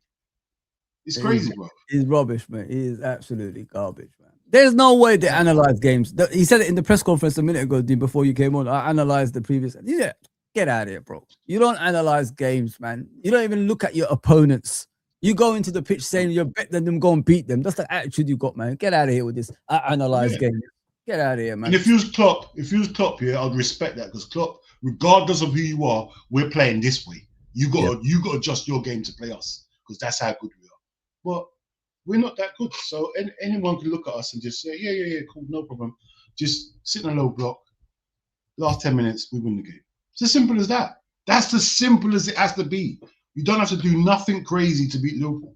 You don't have to be individual great. You don't have to do some next sort of football. You can just stay in the game and then put the pressure on last 10 minutes and then we lose. Just simple as that. Are we harsh on this kid, Curtis Jones, Dean? Like the way he plays and all that stuff? No. But with me, what I said, Dean, is he's been here, 5-6 years now, and we're still hoping he gets into the first team. He should be an established player right by now, bro. But he's still got his fans out there that's pushing for him to, to play. Why is two managers doing the same thing with him, bro? Like at this time, he should be an established player. He should be one of the main players on the pitch, but he ain't. He's not good enough. We got to be honest as a fan base, yeah. You have to, bro. I know our levels have dropped. Our levels have dropped. I keep on saying Klopp. If Klopp was in charge and we had a proper team, Jones is nowhere near the first team. Nowhere near it. Yeah. There you go. It was nowhere near it in the first place when we had our proper players. He's only here because we have dropped off. If Jones is in your team, yeah, like, let's put it this way. If Jones is in the team, first, like one of the first teamers, we know we're not in where we're meant to be. We know that. Don't run Jones, local lad, all that great, brilliant. But if he's in the first team, like as a regular, we're not winning nothing, bro. He's not good enough. Like, I like what he does. He can be a sub. Why are people afraid to say what you're saying about him? It's like we're afraid to say it. Because he's got a family there that's saying he's a good player. Bro, I'm going to say what I'm going to say. I don't care what anyone's going to say, bro. I don't care. Like, if I watch football with my eyes. I don't watch it with other people's eyes. I watch and say what I see. And I've watched Jones for 5 years. He has good games. And then he'll go, once he's in the team for a good 4 or 5 games, he'll start reverting back to holding the ball too long, like doing, like, he's like holds the ball, slows the game down. And don't get wrong, there's a time and place for that. There's a time and place for when we're winning 2-0, end of the game or whatever, bring him on. Yeah. Hold possession. Like, he's good at that. But he's not my sort of player. Me too. He's not quick enough with his decision making. Don't get wrong, when he's on the ball, he's semi, press resistant. As you saw last game, he got pressed off the ball. Yeah. But I just don't think he's good enough, bro. Seriously, I just don't. 5 years later, like, people haven't looked at it, like, guys, 5 or 6 years have gone by, and he's still the same. You know what I mean? The guy has not changed as a footballer, but you're still vouching for him to be a first teamer. And it's like Dean said, he has 2 or 3 good games and then he just disappears after that during the season. I heard him say this season, what I heard him say is, I want to get back into the first team to make the England team. No, bro. England team is not my priority. England team is not my priority. Do well for Liverpool, bro. That's what I want you to do. On England, bro. Forget England. I don't care about England. Why about England? I worry about England when there's no football on. Yeah, I worry about the World Cup then. Here, this is your bread and butter, man. And the thing is, Fozi, man, this guy, don't get wrong. It's always good to have a local lad. It's always good. It's the best feeling. He will set standards. He will hurt him more than everyone else, yeah? Yeah. But as a football club, we need him to be on a bench. Because once you see him in the first team, you know there's something wrong. Yeah. The standards have dropped. If Curtis is a first teamer, Curtis don't walk in Man City's team. Curtis don't walk in Arsenal's team. He don't get in Arsenal's team. He's more of a Tottenham player. He don't even get in Man United's team. Yeah, he's more like a Tottenham. He don't even get in Man United's team, bro. Yeah. So why is he getting in Liverpool's team, bro? You know, when I look at Curtis Jones, Dean, he's a definition of like a Tottenham player. He's like a Tottenham player. That's how I see him. Like he's more that standards Tottenham rather than the big teams. If you know what I mean. He'll be a good player at Tottenham. At Bournemouth, Tottenham, someone like that. You know what I mean? Brentford. He's better off in those teams than Liverpool Football Club. Because I just don't see. Fozi, that's a good point. Take Curtis, we don't know Curtis. Pretend we know we don't know him. Yeah. He's at Tottenham or Bournemouth playing regular. Would we want to buy him? Nope. Liverpool? Hell no. There you go. Answer the question. That answers your question. Would you buy him for Liverpool if he's playing for Tottenham or Bournemouth? Would you even notice him? No, I wouldn't notice him. Hell no. I would never buy a player like that. He's not even suited to the system we play anyway. So why would I buy him? Don't make sense. Wake up, Nate. What are you saying? Slot is the definition of insanity, does the same thing, and that doesn't work, but expects a positive outcome. I don't know what is. It's true. Spot on, mate. Spot on. Beating the Wolves isn't for everyone from AFC. I know. But you didn't beat them either, so twice you didn't beat them. We beat them once, though. We're celebrating. You know, we're celebrating Man United losing yesterday as well. So there you go. 10 men. I still ain't seen the second goal. I still ain't seen the winner. Someone told me the winning goal was crazy. It was brilliant, bro. You need to see that second goal. I was watching it. I was doing a stream and I was watching it. I got off my chair. Couldn't believe the goal, bro. Madness. Who's gonna be in the number 10 role, Dean? What for? Oh, it must be Sabozla, isn't it? Like if he's taking it seriously, it must be Sabozla. Because I know Verts ain't. I think he's saying Verts can do a couple minutes or something. On the right side, is it Salah again or someone else? You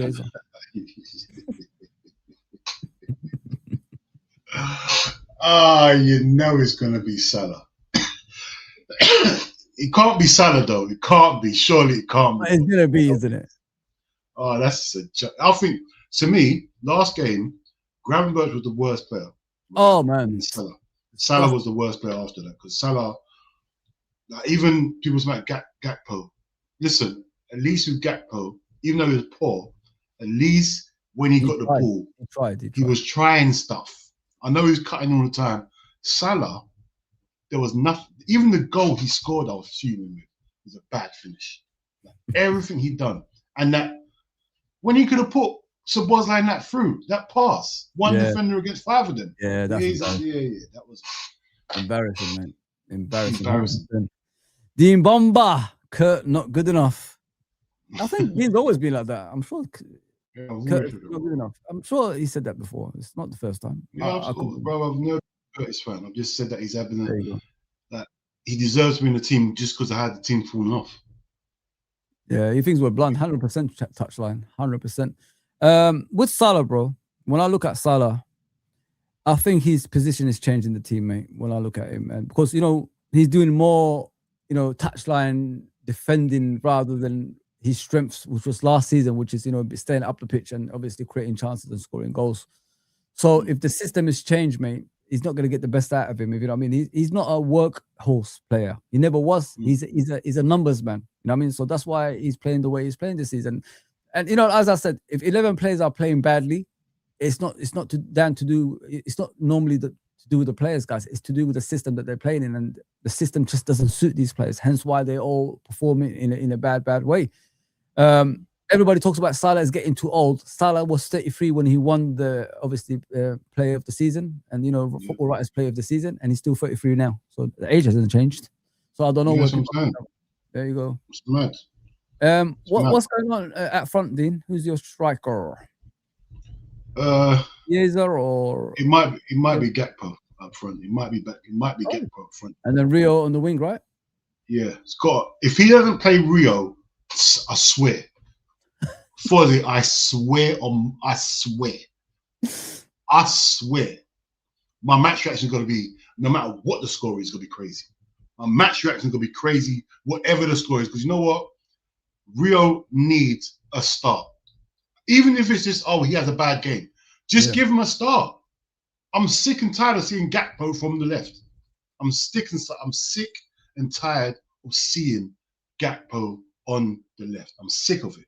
It's making me feel physically sick watching. We know what he passes to Gakpo. What's he going to do? All right, cool. Cutting. That's what they name. He's got a name after him, isn't it? Cutting Gakpo. Yeah, and Gakpo can't play on the left if Robertson's there. It doesn't make no sense. If Kirker's there, I hear it. Kirker's can do the overlap. Yeah. Robertson ain't going to do the overlap like Kirk. Robertson will stay halfway line-ish and just cover. Yeah. So Gakpo, yeah. Play him up front. Play Gakpo up front, bro. Seriously, man, I can't. Do you think he's better up front than in the wing? Rob, I think he's better in defence than the wing. I think he's better anywhere on the pitch than the wing. Because I can't keep on watching. We seriously can't keep watching the same thing. It is hurting. Even if you play Gakpo on the right wing, just something different. Yeah. Or just don't play him. Simple. That might be an option. Don't play him. I feel for him, man. I really do. I'm not like other people, like in regards to Gakpo, like criticizing him only. I think it's the way this manager is playing them is the issue. Mark, when I look at Gakpo, bro. Gakpo, we haven't complained about him before. All of a sudden, we're all complaining about him. If you know what I mean, and it's sad. Bro, I could see him even when he's playing. It's affecting him. If you look at his face, his demeanor. Yeah, you can see. The outside world is affected him, like the way he's playing recently. If you know what I mean. You got to remember, Foz, these guys are young, you know. Yeah, these are footballers. They're still young youths. You get me? Yeah. They're in their 20s. They're young youths. They're watching content. They're seeing what people are saying. But if you had a proper competition, you'll see the bet right. If the manager said, right, your competition is real, like Real will play games. You'll see. You saw last season Gakpo when he had Diaz there. He had to stay on his toes. Yeah. But the manager's just saying, Gakpo, you're playing every game. Don't worry about it. Can someone kick off this, man? I agree, man. Please, people like the obviously the channel and subscribe and all that good stuff. The more likes we get, obviously, the more the video gets exposed to the rest of YouTube and all that stuff. And please subscribe to Dean Fam Zone. Let me actually get the channel on there, mate. I watch this. Don't subscribe if you want to hear the truth, though. Do not subscribe to my channel unless you want to hear the truth. Did you hear this guy? This guy is quite good. I like him, man. You know the guy who does the boxing, Liverpool fan? I forgot his name. ADE? I don't know how to say that. Adi, yeah. Listen to this, man. He makes. If you're willing to stay, it's up to you, then. Go on. I like this video when he spoke. He spits, bro. He spits, mate. Some things I don't agree with, but he spit facts. Yeah, but he's level-headed, isn't he? Like he's media trained. What's going on, people? Welcome to the channel. Check it out, bro. Channel. Thank you to all of you that have recently subscribed. Thank you to those of you that have come over from the boxing channel. I do have a boxing channel where I cover everything in the sport. If you like your boxing, the link to that channel is in the description below. All right, let's talk about Liverpool Football Club and more specifically the manager, Arne Slot. Yeah, we have to have this conversation, people. Yesterday, Liverpool played Wolves, bottom of the table Wolves, who up until yesterday have only won 2 games in the Premier League this season. Now, I guess there has to be a bit of context around that. Rob Edwards took over the job in November. I think he's done a really good job. They're playing much better football. They're probably not getting the rub of the green in some games. I do think they deserve to be a bit better off points-wise than they are.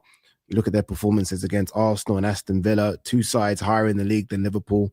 They've got points in both of those games. So they're not playing right now like a team bottom of the league. But the fact is, I'm not trying to make any excuses here already. The fact is they are bottom of the league and they've only won 2 games all season. Yesterday was their 3rd win of the Premier League all season. Even at the start of the game, I don't know if you guys saw this, they rested a few players. With their mind maybe on the FA Cup game they've got coming up on the weekend. But look, it is what it is. This is about Liverpool and not necessarily Wolves, but I do want to applaud the job that Rob Edwards has done. Ain't going to be enough. They're going to go down, but if we can keep that team together, they'll come straight back up. All right, Arne Slot. I feel bad pointing the finger at Arne Slot because ultimately I could point the finger at so many of these Liverpool players right now that are clearly performing way below where they were last season and the expectations we had of them this season. I don't think there's a player right now, maybe Szoboszlai, but aside from that, everyone's had a drop-off. Everyone. Ekitike has obviously come into the club, so we have to give him a bit of time, and I think we've seen in points that he's done really well. Florian Wirtz has now, I think, got up to speed, although he's injured, which is clearly a big disappointment for the way Liverpool are trying to play. But apart from that, everyone has dropped off a cliff. McAllister dropped off a cliff. Gravenberch, who was in the Premier League team of the season, wouldn't get in the 6th Premier League team of the season right now in these performances. I think it's clear to see that he's not the defensive midfielder we need. He's not a number 6. I think he could still start for Liverpool, but I think further up the field, Curtis Jones, I don't even want to talk about. Kirkes has been okay. We've tried about 1,000 different right backs. Virgil van Dijk's fallen off a little bit, but it's difficult to blame him when ultimately it's a different left back one week, it's a different right back. Konate's not really doing much. it's just been a shambles. I've already made a video on Mo Salah, so I don't really need to get into that. And Cody fucking Gakpo. I mean, you know, I always find it difficult because, you know, I do see a lot of these players as well. I always find it difficult to actually go completely against them. But Cody Gakpo has been just awful for months now. Awful. And yesterday, I mean, again, another awful performance from him. Just, I mean, a certain goal he cleared off the line for them. For them. He does nothing apart from this cutting in and shooting on his right foot. He's become so predictable rather than just, you're an international footballer with some class. Just try your left foot, go on the outside, use your strength, your pace, your size. He's a 6'4" guy. Go on the outside and cross it in. He can't do that. The reason I bring all this up is because ultimately, I mean, the blame has to go to one person. There has to be, unfortunately, that person's always the manager. It's just the way it is. And the blame has to go to Arne Slot. This is a Liverpool team that won the league last season, and we have to give them credit for that. And to an extent, there is credit in the bank. Liverpool aren't a team that win the league every season. This isn't the 80s, people. This is a team that have only won 2 league titles in 34 years or so, right? So when a manager does win a league title, you have to applaud it and you have to give him a lot of praise. And we've done that. We've done that. And this season was about kicking on. This season was like, okay, how can we go and win it back to back, which teams just don't do? It's very, very difficult to do. How can we do that? Okay, we're going to spend nearly $500 million and we're going to look for the best talent, young talent, legs in the world, and we're going to kick on. Frimpong, Kirkers, Florian Wirtz, Leone, Isak, Ekatike. I mean, it's an outlay. It's an outlay that Liverpool don't normally do. Like, we've gone over 100 million in this window twice.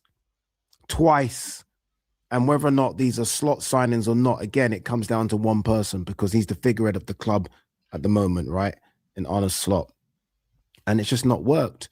And I bemoaned the fact that I grew up in the Fergie era where you win a league title and maybe you make 1 or 2 changes and then you kick on again. Liverpool, I think, had 7 or 8 players leave the club in the summer. 7 or 8. 7 or 8 players that helped Liverpool get over the line, gone. It's far too many changes. He's trying to introduce 5 or 6 new players into a starting 11 when we know it takes time to integrate. We know this. You don't have to be a genius to know that it's going to take a long time for 5 or 6 new players to kind of find their form and runs and patterns. It's going to take too long. It's 2 or 3 max. 2 or 3 max. We've done 5. We've done 5, right? I mean, Cody Gakpo wasn't a starter last season. I think people forget that. So he's almost, the pressure on him starting now is clearly there to be seen, but it was Diaz, it was obviously Jota or Darwin Núñez, it was Salah. Yeah. Out of that front 3 now, only Salah. Yeah. The right back, new. Left back, new. I could say several right backs new. Florian Wirtz in the midfield. It's just too many changes. It's too many changes. And you know, the thing that really annoys me about... Do you remember what I said? Slowly integrate the new players into the team. Yeah. There you go, bro. There you go. I can't be wrong what I said there. He's saying No, you weren't wrong. Too many changes, bro. And look at that. This guy's spitting. He's spitting what he said. He's absolutely right. He's not holding back like other people do, Dean. He's telling the truth. And I love that about people like this. I'm sick and tired of the fake people, man. On a slot is the constant almost admitting that we're struggling in certain areas. Oh, we don't like when teams sit back and tell the world this. We don't like corners. We don't like long throw-ins. Just advertising what we don't like. So what do we do when these teams play us? Well, they know exactly what to do because we've told them what we don't like. And he's done this all season. I'm like, just stop talking. Like, stop talking. And the one thing that really pissed me off from Slot the other day was when he spoke about how he doesn't like watching football right now. And I'm like, do something about it. Well, do something about it, right? I mean, if everyone's playing that way, why don't you try and play another way? A bit like what Klopp did when Klopp came in and everyone was trying to play the Pep Guardiola way. And there almost seemed to be so many like spin-offs of Pep Guardiola. I'm like, this is weird. This is awful football. Klopp came in and went a completely different route. And yeah, we won some, we lost some, but it was exciting because we were going against the tide, going against the way everyone was thinking this is the way to win. Klopp was like, no, I want to do it this way. And this way was a very successful period under Jurgen Klopp at Liverpool. Why does Arne Slot continually moan about the style of football, but yet on a weekly basis just show us this shower of shit on a weekly basis. Like, I don't watch Liverpool and be excited anymore. It's been a long time since I watched Liverpool and I thought, my God, this is great football. I tell you now, we haven't had it this season, and we're in fucking March. There hasn't been a point this season where I've turned on Liverpool and I was like, this is great and it's gonna work. Don't get me wrong, we've seen some impressive individual performances where Wirtz has spun someone or Ekatike has dropped a shoulder and you're like, whoa, and Szoboszlai's cracked in a 30 or 40 yarder free kick. Individual. I've not seen Liverpool collectively put together a really good performance. Maybe away was it Inter Milan in the Champions League where we had to really dig deep. Maybe that. Apart from that, you're kind of scratching your head like, when was the last time we actually put a good performance where you actually like, my God, this is great football. High energy, everyone moving, bouncing, jump. Nothing.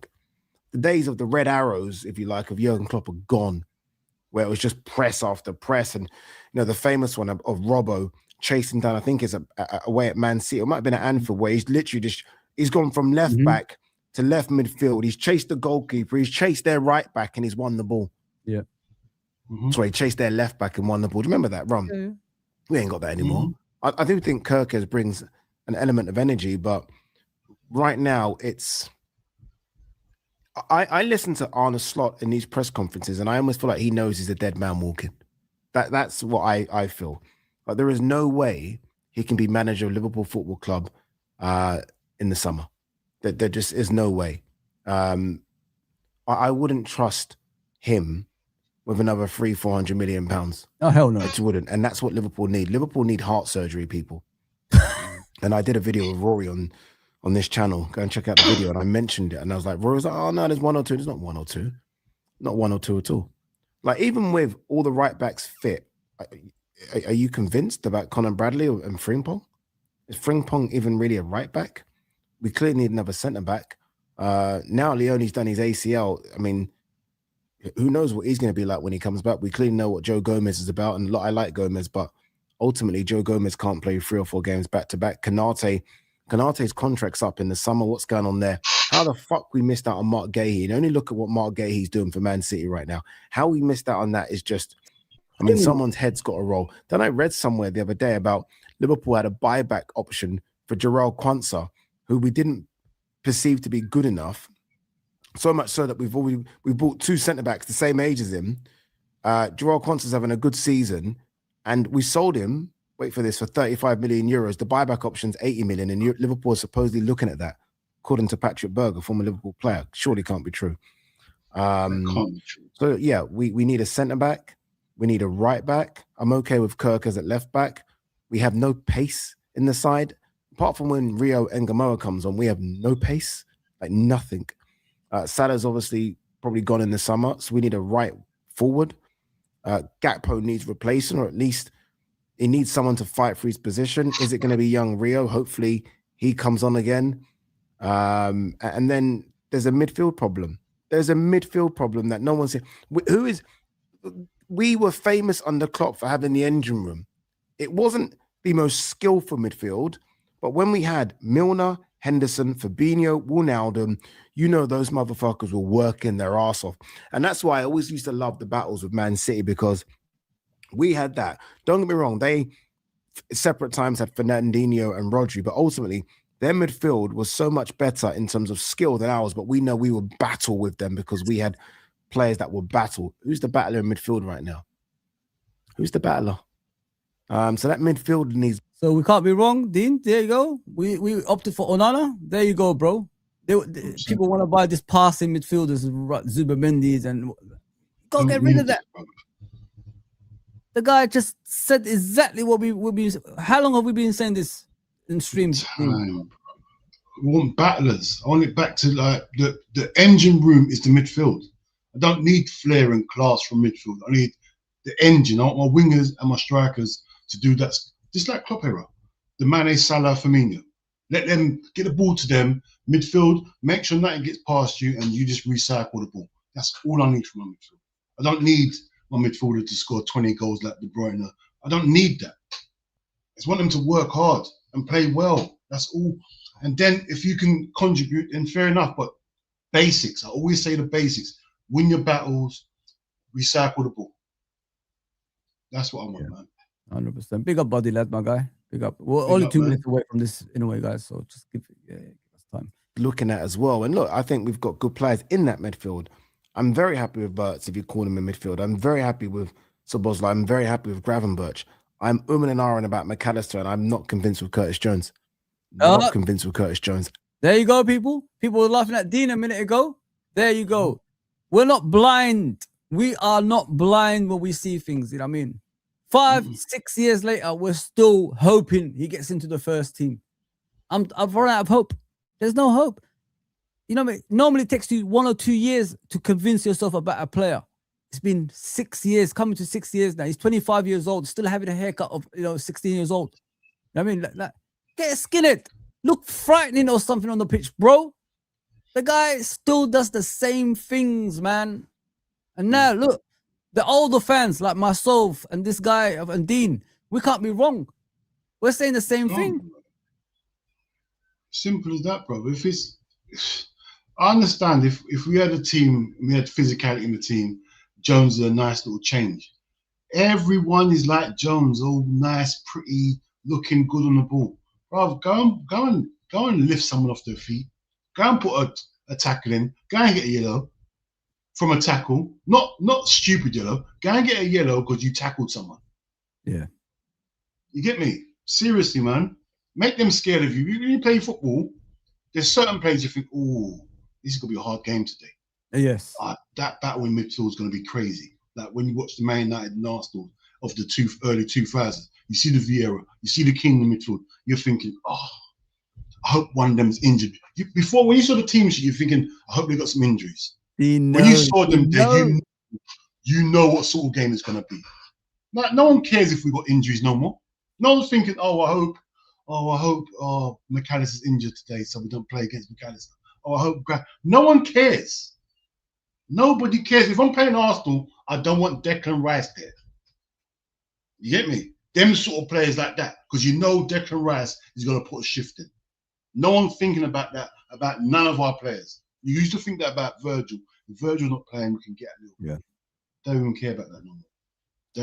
You're spot on, because when I was younger in the 90s, when we used to play Man United, I was hoping some players are not playing, like, at the back, like Rio Ferdinand, or, you know what I mean, or someone like that. I was hoping West Brown plays instead, didn't it? Remember that? Yes. That's what we used to hope for. Where's Brown? Please be playing. Please, Nicky be playing midfield. Please. I didn't want to see Beckham and we got David James in goal. I didn't want to see that. The crosses Beckham puts in the box, David James fumbles, it's a goal. Get Roy Keane out and bring in Nicky Butt. That's what we used to say. You know what I mean? Hopefully Roy Keane's not in midfield today because we don't want to battle. And the other centre back. What's the other centre back they used to have? Vidic. No, they're the centre back I always wanted to play. Where was that? What for Man United? Man United. I always wanted to play. O'Shea. O'Shea.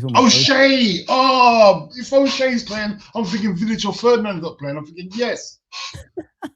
No one thinks about our players. Dean, Dean. You know, bro. They're hoping Konate's playing. They're hoping Salah's playing. That's what I'm saying, bro. They're hoping Gakpo's playing. They're hoping all our first team players are available.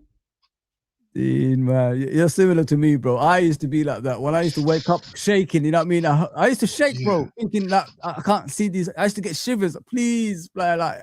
I just can't see these players playing, you know what I mean? You're going against Vieira. Oh, man. Henry's playing.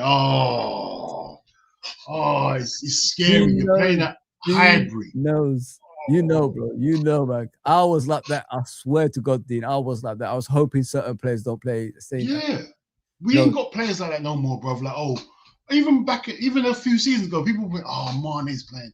Salah's playing. People would be scared of them players. There's not. I remember Saeed and all these guys. They were like saying, "I hope he's not playing. I hope he's not Salah again at Old Trafford." I used to hear shit like that.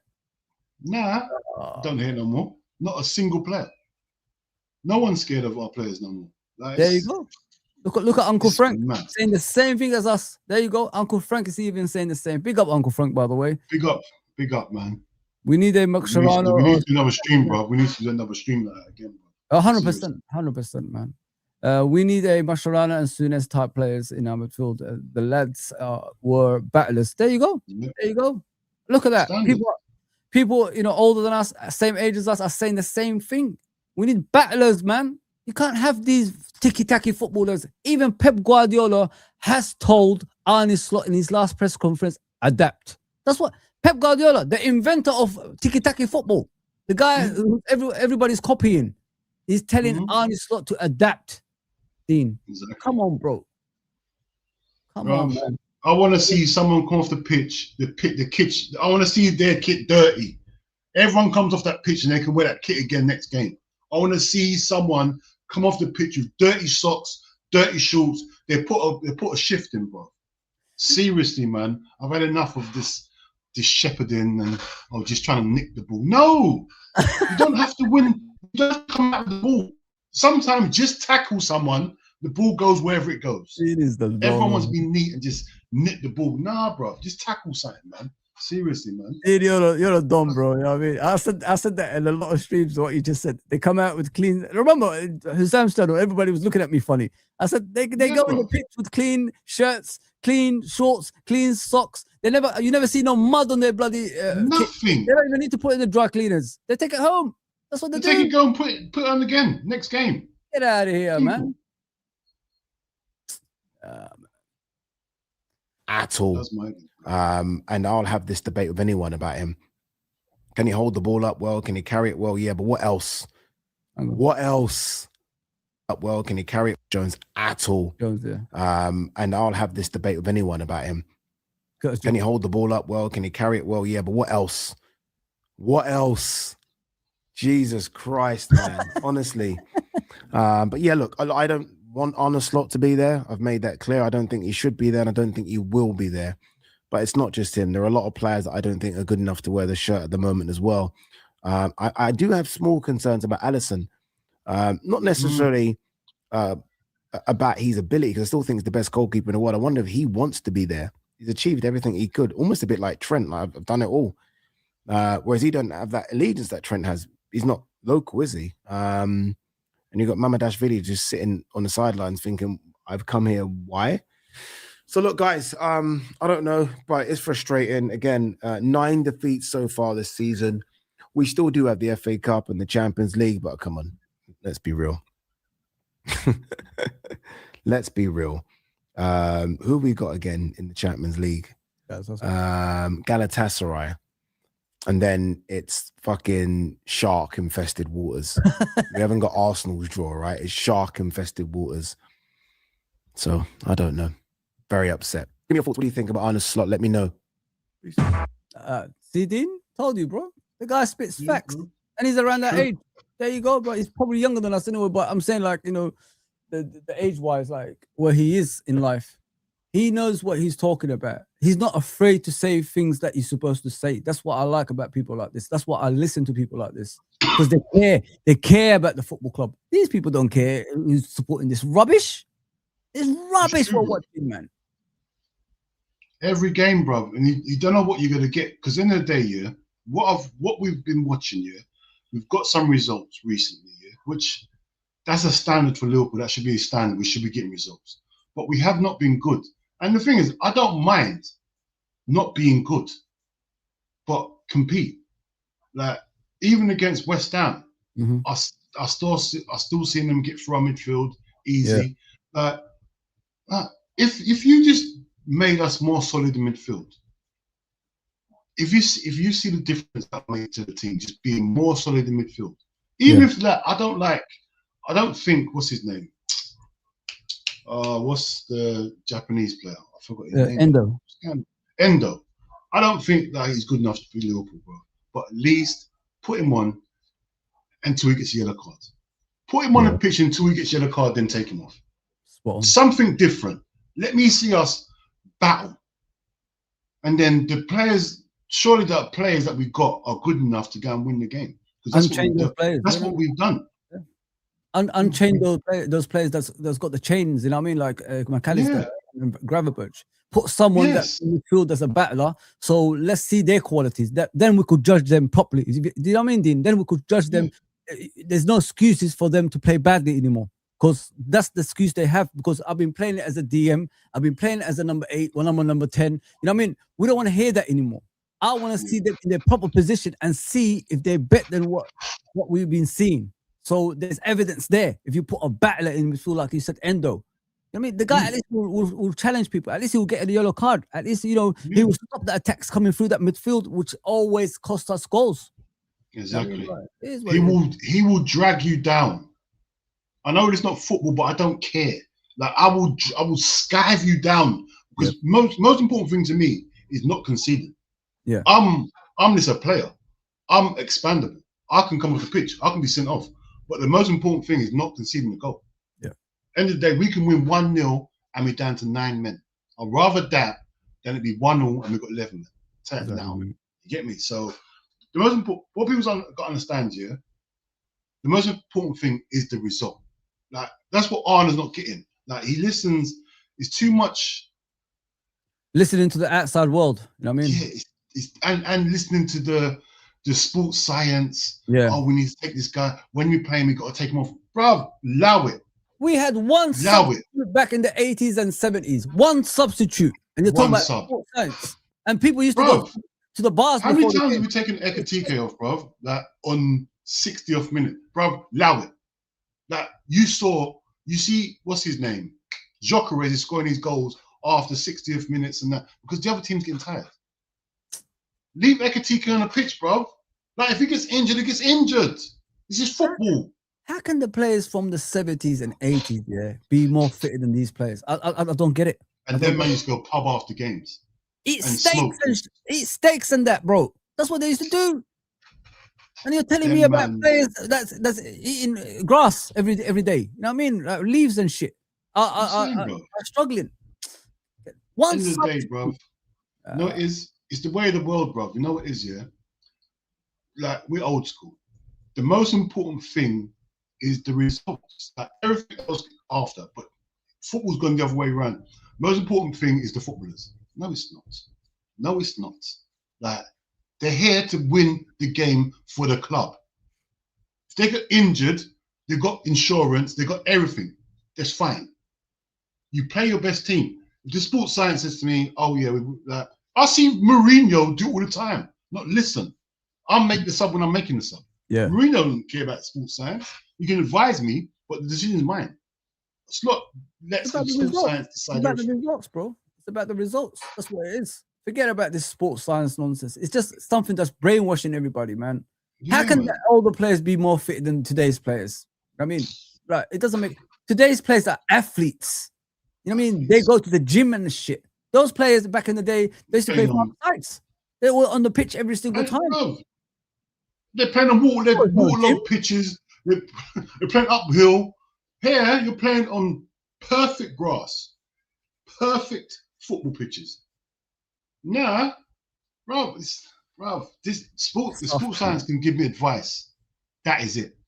I will take your advice. I'll take it into consideration. I'll assess the game. Then I'll make the decision based on the game. If we're losing 1-0, I'm not taking off my striker. I'm not doing it. Don't tell me nothing. Don't tell me he might break down after 7 minutes. He might not. He might not break down. Then what? Oh, we just no. Bruv. Be the manager, man. Seriously, be the manager. Stop listening to the sports science telling you he doesn't need to come off there. He listens to everybody, bro. He's dumb. He's dumb. I still stand by that. I was told off yesterday. Don't call him dumb because he's won the Premier League, but I think he's dumb, man. He's mentally deranged, man. There's something wrong with that guy, man. He listens to the press. He listens to not like knowing like the press that you listen to are our rivals. Some of them are there. Man United fans, Man City fans, Chelsea fans are giving you these difficult questions, and you always give them what they need on the press conferences, bro. Come on, man. Give them ammunition all the time. Always. You chat rubbish and then now we're getting bantered. I've had enough, man. That's my bro. Look at TW. He's right what TW is saying. When Dom turned up for the Wolves game, with his hairstyle, of course, and nails done, but carrying a handbag, I knew we were done. You don't run through brick walls and dress like that. 100%, bro. Yeah, this what was it? What did they wear now? Tommy Hilfiger or something like that? Some weird clothing. Bro. What is that all about, bro? Bro, you see what, yeah? Like, Fozi, if I'm turning up to training or a match, I'm wearing a little tracksuit, and I'm getting busy. I'm not wearing baggy, flary jeans and cane roll. My kit. When I used to go training, my kit was underneath my tracksuit, ready to go. Of course. Take the tracksuit off, I'm ready to play. Straight up. These man, I see them going into training, going up them stupid stairs, going into the calf with straws in their drink, like their tea, like Tai Chi, whatever it is, and sit down and have breakfast and madness. Bruv, piss off. Listen, just get rid of that. Get rid of that whole seating area. Get rid of it. Like, get them straight into the training ground. Don't take it seriously, man. Pisses me off, bruv. Like, the most important thing is socializing. Yeah, you socialize when you're training. Then if you're not socialize after training, fair enough. But you know what? What happened to the days, right? Listen, if you're not getting something right in the training ground, what happens to the days when we're staying behind? Like, until we get it right. There you go, bro. No one's going, no, don't pack up. No, we didn't get this right yet. We're gonna get this right, then we can go. What happened to them days? Taking accountability for yourself. Thank you very much, dude. Like, what happened to them days? You got on big money. Like, if I have to keep you up behind, what's the problem? Exactly. Because that's what we had to do when we was kids. Yep. Like, at training, if we're doing a drill and someone's getting it wrong, no one's going nowhere. Nope. Until we get that drill right.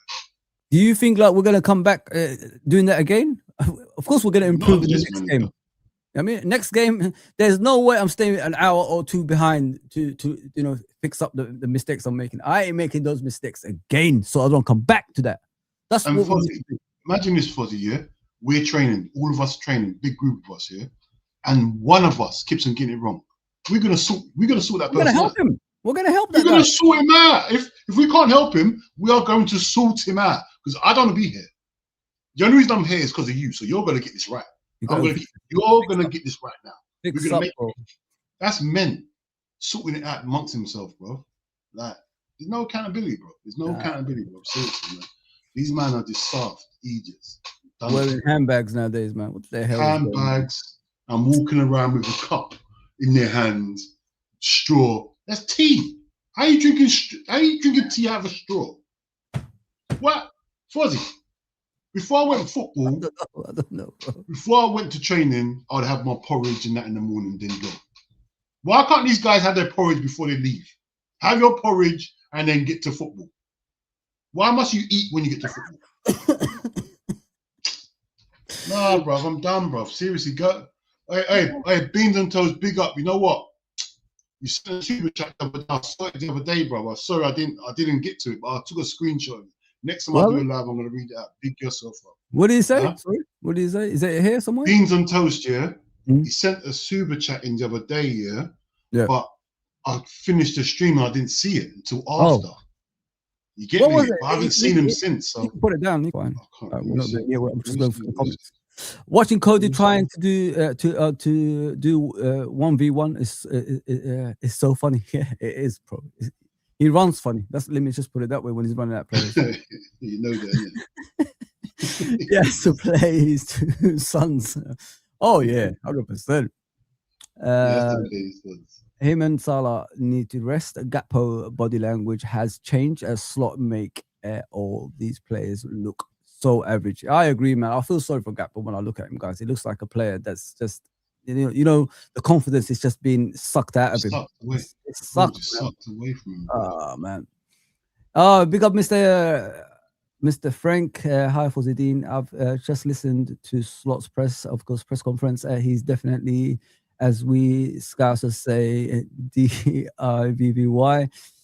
of course, and should be gone ASAP. There you go, Uncle Frank. We can see it, but not many can see what we see, unfortunately. I mean, we've been saying it for a while, like, get that guy out, man. Please go subscribe to my brother here. This is my bro. Mr. Dean's channel.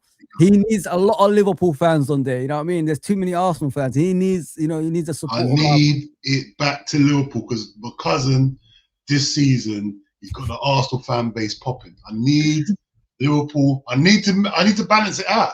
I need to balance it out, man. It's too much. There's too much Arsenal fans bantering with me on my show. I need Liverpool fans to just listen. I'm trying to go live every day now. I'm trying to just get the consistency back up. You get me? Because we fell off a little while because obviously personal things. But yeah, I'm back. You get me? I'm trying to be consistent, man. You get me? Big up, bro. Yeah, please subscribe to him. Yeah, guys, please. And Frank, of course, as well. Frank Carlisle is in there. Please go and subscribe to him as well. The training these players are doing is pure foolishness. These players need some Klopp hard training. That's one thing I miss about Klopp's training, guys. It was like an army training. It's like an army base, as I remember back in the day. That no longer exists. And don't forget what Klopp used to do to make the team interact better on the pitch. He used to make players sit in different tables every time they were having something to eat. You remember that? Yeah. There was different players sitting together every single time in the dinner tables. It wasn't always the same crew and all that stuff. I think we've gone back to the crew now, unfortunately. But guys, that's why there's no chemistry on the pitch. You look at Gakpo and you look at Kirkes. There's no relationship there. They should be Kirkes. I see him by himself all the time. They should be sitting in the same table talking, man. That's what we're going to do in the game and things like that. You got to have that relationship. And this is what we don't do anymore. We stepped away from a lot of stuff Klopp has implemented in this team, man. And it's sad to see. It's sad to see, man. You're spot on, bro. You're spot on, Mr. Tony. I'm sick of it, bro. I'm sick of watching. Big up Tony, man. Tony's always there, man. Big up. There's Mr. Trudon. Yeah. he just tells the truth, man. He doesn't care, man. Yeah, bro. I've known him for years, man. I feel I can feel your pain, lads. Sack slot to relive. Relieve all our pains. Relieve all the pains, man. Relieve all our pains. You're spot on, bro. You're spot on, Uncle Frank. You're spot on. We're hurting, mate. I mean, and it's never gonna change until he leaves, in my opinion, because I don't see anything getting better, Frank. It's just gonna get worse going forward, and we're going to be at that stage if he continues to be our head coach that it's going to take us another 10 years probably to recover from this madness that's going on around our football club. I mean, the more it continues, the more less interest in Liverpool becomes. The more less interesting it becomes, the more we're going to sign those mediocre players again, and we're going to go back to that Liverpool. And I don't want to see that anymore, man. I really don't. Alex, what are you saying? I think the food we eat now is different from those times. Of course, man. We don't eat steaks before games or after games, do we? It's grass, man. That's what they eat. Everything's GM now. Everything's GM now. There you go, man. There you go. 100%. Most of the food we eat now are poison. It's very easy to have long-term injuries now. You know what? I've heard about that, Alex, to be fair. The food they eat doesn't make them stronger. It makes them weaker. You know what I mean? So maybe it does, because you're eating a lot of this unnatural stuff and you're putting in your body nowadays. So yeah, I can see where you're coming from with that, man. It's a fashion statement these days. Yeah, I agree, man. 100%, man. Bomber clot with this fool from November, and he is still here. Help me out, bro. I can't help you out, man. He's going to be here till next season, unfortunately, my brother. Yeah, guys, that's us done, man. We've been here for over 2 hours. Dean, has been fantastic, man. We've got to do a show again very, very soon. I want to make a regular thing with you and Frank as well. I'm going to have shows, because I'm going to start doing chat shows on a regular basis now. I'm going to obviously do different teams, but I want you and Frank to be the Liverpool ones on a regular basis. Us three always discussing if you're available for that, Dean. You're doing different teams? Oh, I couldn't do that, bro. No, I'm not. I don't want you guys to do the different teams. I want you to be the Liverpool representation. So I'm saying, how do you do different teams? I can't. I've got no interest in certain teams. No, I've changed my. I can't watch Man City. I can't watch certain teams. I just cannot watch. Yeah, I've got no interest in Chelsea or Man City. None. Yeah, I understand what you're saying, but I don't do Liverpool anymore. Innit? I do every other team. You know what I mean? So I want to go, get the other fans from other. I just want to make the channel slightly bigger than what it is, bro. Because I've been doing the same thing for 2 years now, Dean. Like I've been here since 2019. Majority of the people that's done it since 2019, they own 20,000, 50,000. I'm the only one. I know I'm not consistent. I agree with that, but I'm still stuck, around the 2,000 mark and all that stuff. So maybe if I do different things. Well, so, bro, what's going on, people? Has everyone subscribed today? Has everyone subscribed? Has everyone come here by accident? Make them subscribe, bro. What's going on, bro? It don't cost. It don't cost. Oh, yeah, people, hit the subscribe button, man. Come on, man. It don't cost a penny to subscribe to Fozi's channel, man. Seriously, man. What's going on, man? Man, he's putting in all his work and no. Come on, man. Let's be real people, man. Come on. Let's do this. Big up Hugo, bro. Big up. The Southgate way, get into chat on some table ethic. Yes. The recruitment is part of the bigger problem. Do you agree with that, Dean? The recruitment, I thought it was all right this summer, to be fair, but it is what it is. They should have built onto the squad the season after winning the Premier League, of course, under Klopp. What do you think about that, Steve? Obviously, I think, obviously, the players we've got are good players. We can't moan about the players we've got, but we missed out on a defender and a DM. Definitely, we can see that now. We can. It's easy to do the hindsight thing here, but we all knew the most important roles were we needed a striker because Jota and Nunes was going. We knew no matter what Grav we done last season, we needed DM, and we definitely needed a centre back. And do you agree with this one as well? Yeah. Huh?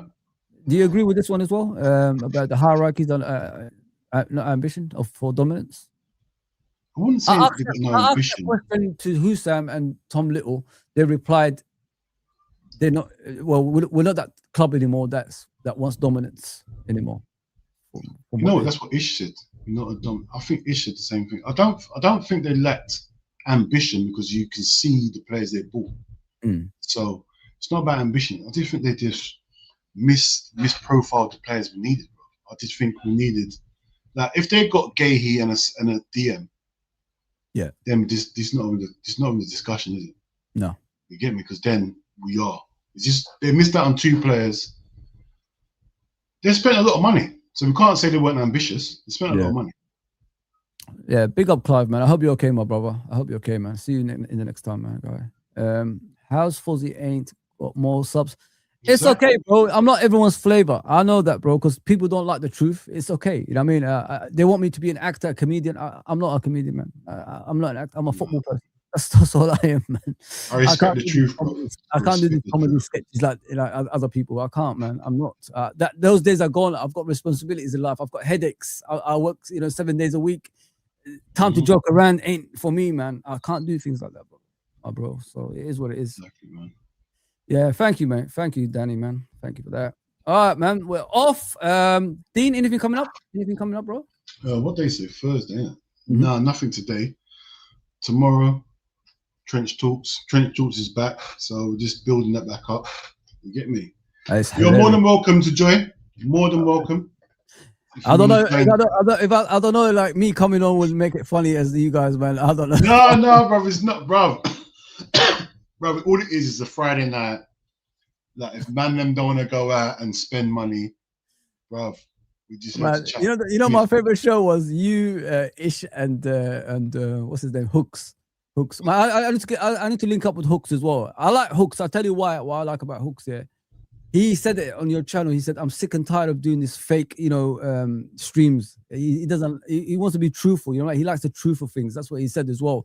Like when you're trying to act as someone else, he doesn't like that kind of things. I like when I hear that from someone. But it kills me. Hooks can be himself. See when Hooks, that's our guy, man. Hooks is our guy. Like we speak more or less every day. You get me in a group chat, whatnot. And like when Hooks is with us, But when he goes on other streams, I think people banter him because of the things he says. But on our one, he'll get the truth. He's truthful though. He thinks Arsenal are good enough to win things, so let him be. I don't understand why. But they go for Hooks. It's Hooks' help. Hooks puts in himself as well. Because, bro, I didn't speak to Hooks for about 4 days. Yesterday morning, he texted me, "How you doing, my brother?" What? Because we lost against what's it called? Yeah, that's what Hooks does. He'll do little things like that. Wind you up. Hooks Hooks, he's the Arsenal representative. Everyone wants to get in it because he winds up players. He winds up other teams, man. So I see where he gets that. I see where he gets that. Did you see when I put the comment about Ish where he said that he started laughing? That's why he was laughing. The comment. Ish killed me. What's the difference between a bus driver and a passenger? What the hell? All right, Ish what is kind of different. analogy is that? Ish is class, bro. Keep Ish, bro. People love Ish, you know. You know what I gotta do? I gotta put you, Ish, Anton, and I gotta get you three on the show. Anton, yeah, man. Anton is one of your lot, innit? Is one of you guys, innit? Sorry, not your lot. He's one of our. Yeah, bro. I will send you Ish's number. You can speak to him whenever you want, bro. Ish will listen.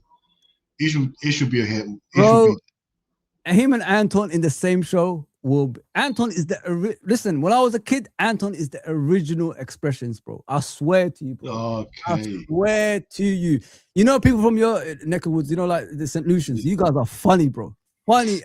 Anton is, oh man. When I was a kid, the stuff he used to come out with, mate, we used to have twins in my area, yeah. I don't want to name their names, innit? They were a bit iffy, you know, those kind of ones. Phenomenon. Yeah, he said, look at Ronnie and Ronnie. You know, Ronnie. It's not Ronnie and Ronnie. Yeah, I hear Ronnie and Ronnie, not Ronnie. You know the craze. Was it the craze? Isn't it?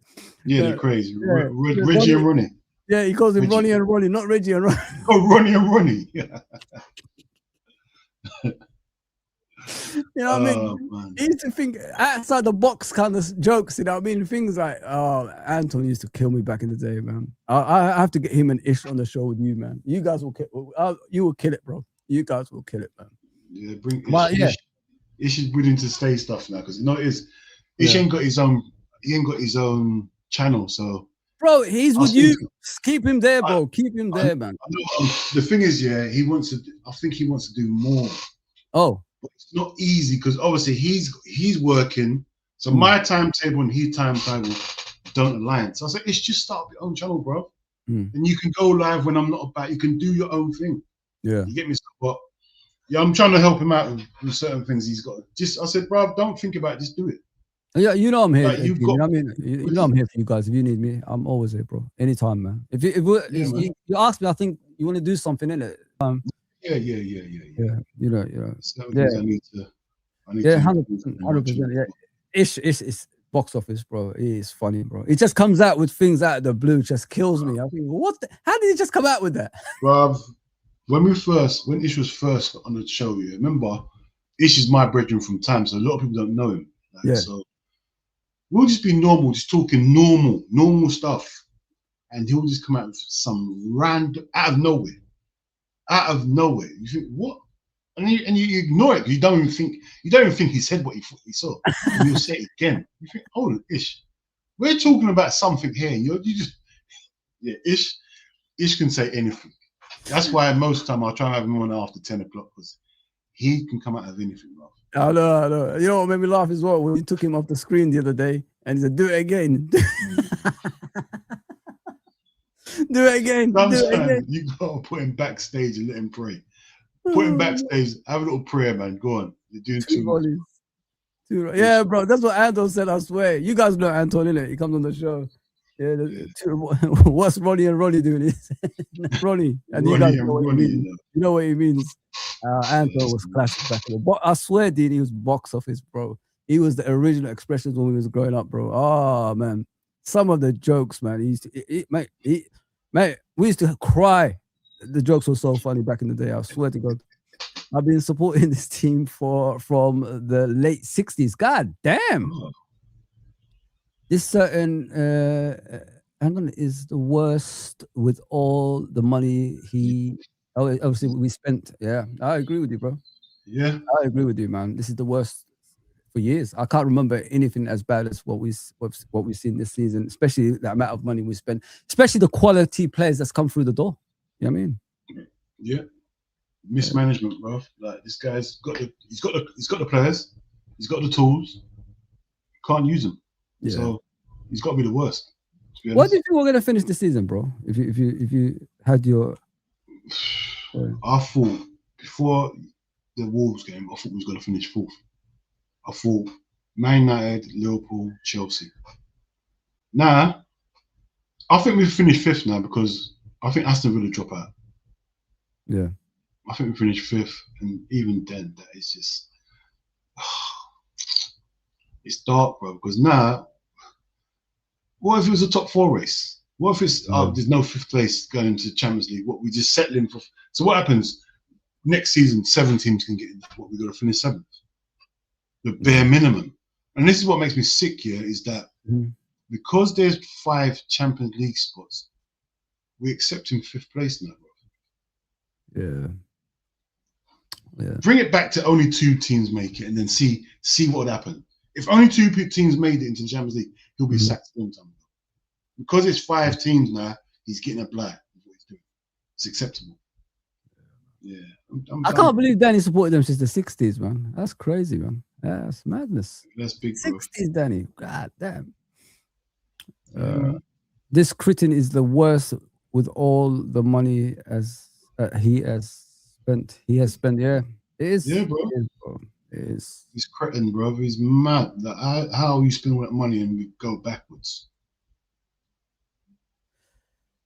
So do you guys think this is a healthy transition, signing bundle of players at a time? What do you think about that, Dean, before we go? No, it's not healthy, man. You can't.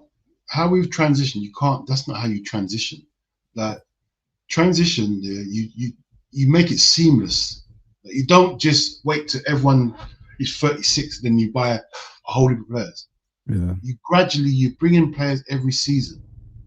One person's getting older, right? Give him his understudy. You don't do it all in one season and think everyone's got to gel. Yeah. And I'm not gonna blame Slot because it's been going on for years. No, it's been going on for years. Like, we always try to transition in 1 year. Just do it gradually, man. Yeah. Just do it gradually. Like, we always got problems. We always got problems. That's the most annoying things. Every time we win a league or a Champions League, we always have a problem next season. And the thing is, Fozi, would you? That's what I'm saying. Say you got an outfit on you. You got an outfit, yeah. Trainers, jeans, a top, and the cap. Yeah. The trainers get a hole in it. Yeah. You don't think, let me wait until the jeans wear out. Let me wait till the cap wears that. Yeah. Wait till the top wears that before you replace the trainers. You replace the trainers and you replace things as of when you need. We don't. We'll wear them trainers out until everything else is worn out. And then we think, buy a new outfit. Yeah. No, you can't do that, bro. You can't do that. You gotta replace things when it needs replacing before it needs replacing. That team won the league last season. You know what I mean? That team won you the league last season by a counter. You know what I mean? And bro, you don't wait till the toilet roll runs out to buy more toilet roll, bro. You don't do that. So why are we doing this in football? You should be adding to those players rather than getting rid of a bunch of them. That's what you normally do in normal soccer. Thank you. It seems as if we might have to sign 5 to 6 players for next season. Do you agree with that? 6 players? Let me think. Right, we need another centre back. Yeah. We need a DM. Yeah. He might be right. We need 2 wingers. If you're not playing thingy, you're not playing. Rio. 2 wingers. We might need 4 players, bro. It's so stupid, mate. That's what I don't understand, Dean. Semenyo could have been 2 in 1, like 3 in 1. 3 in 1, man. Right wing, in the middle, and the left. So you don't even need to buy 2 players. You save more money. That stings. Just watching him score every game for Man City stings, bro. Seriously, man. Yeah, I saw your tweet, man. I had to support that, man. Couldn't. It's hard. Man City don't want a league, man. They don't want it, bro. They don't want it. The more you look at Man City, they're throwing games away at home to Nottingham Forest, man. It's a joke. Come on, man. Bro, this would have been the easiest season to regain your league this season. And we fell off. This would have been a perfect season to go again and win it. And look at us now, messing around in 6th place. It's a joke, bro. I think you're right. I personally think this season would have been easier than last season if we went about it the right way. I think we would have won the league by Jan. I honestly think that. Bro, it'd have been easier this season. Just concentrate on the Champions League. Just fully focused on the Champions League after that. You know what I mean? Rest players, rotate. If we had the right depth in the team. Think about it, guys. Like, that could have been this season. But as always, we do mistakes. The worst part of it, from my end, Dean, is we don't learn from past mistakes for some reason, bro. Don't you ever like review what's happened in the past? Go back and look like what mistakes we made to correct it, you know, in the future. Don't we do things like that? It doesn't look like we do because we keep making the same mistakes every season.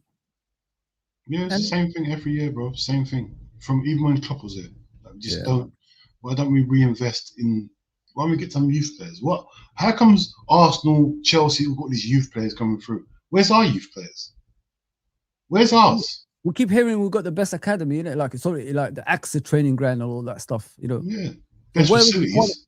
Why aren't we going out there around the world and in obviously in the UK getting the best youth players? Why is Man City and Chelsea always getting the best? I think we could use those, you know, those youth players they're always learning that. I think we could use them in this football club if we had these youth players coming through.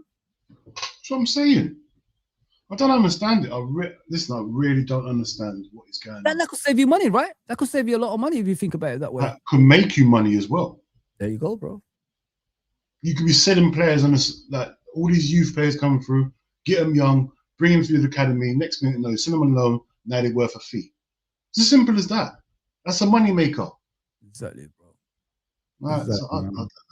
Right. Yeah, that's my point. Was earlier regarding ambition to be dominant. I don't think they're going to be dominant, bro. I don't think they want that. That's my honest opinion.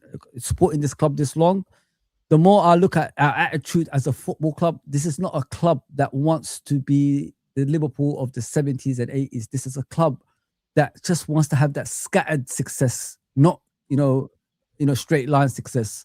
You know, like you could win 2 league titles and drop off one and then come back again. Look at Man City. They're always second or first. You never see them below that. They're always second and first. When Liverpool win the Premier League, every time we drop off, that's twice now. It's the same thing happening again. Deja vu. We really do fall off when we fall off, you know. Like, do you remember the 90s and the 2000s when Man United fell off second? That's what they fell off. That's the crowd, bro. Like, Man United fell off this season. Oh, they finished second. Us, 5th, 4th. Like, why is our fall off so bad every time we win a league? It's mad. 100%. Let's be brutally honest. The league is trash, and we can't effing challenge. I don't know. You know, a lot of statements. Like I don't know if you've seen the Brighton head coach came out and said, Arsenal are rubbish. Let's just be honest. He's taking the piss. Only one team wanted to win that game, he said, and he took the piss, man. Let's just be honest. He's taking the piss. It's not Dean said to me before. If we was in Arsenal's position right now, would we take it? Yes. Yep. If we play that type of football, yes. You know what I mean? So Arsenal's doing what they can to win the league, which means by any means necessary.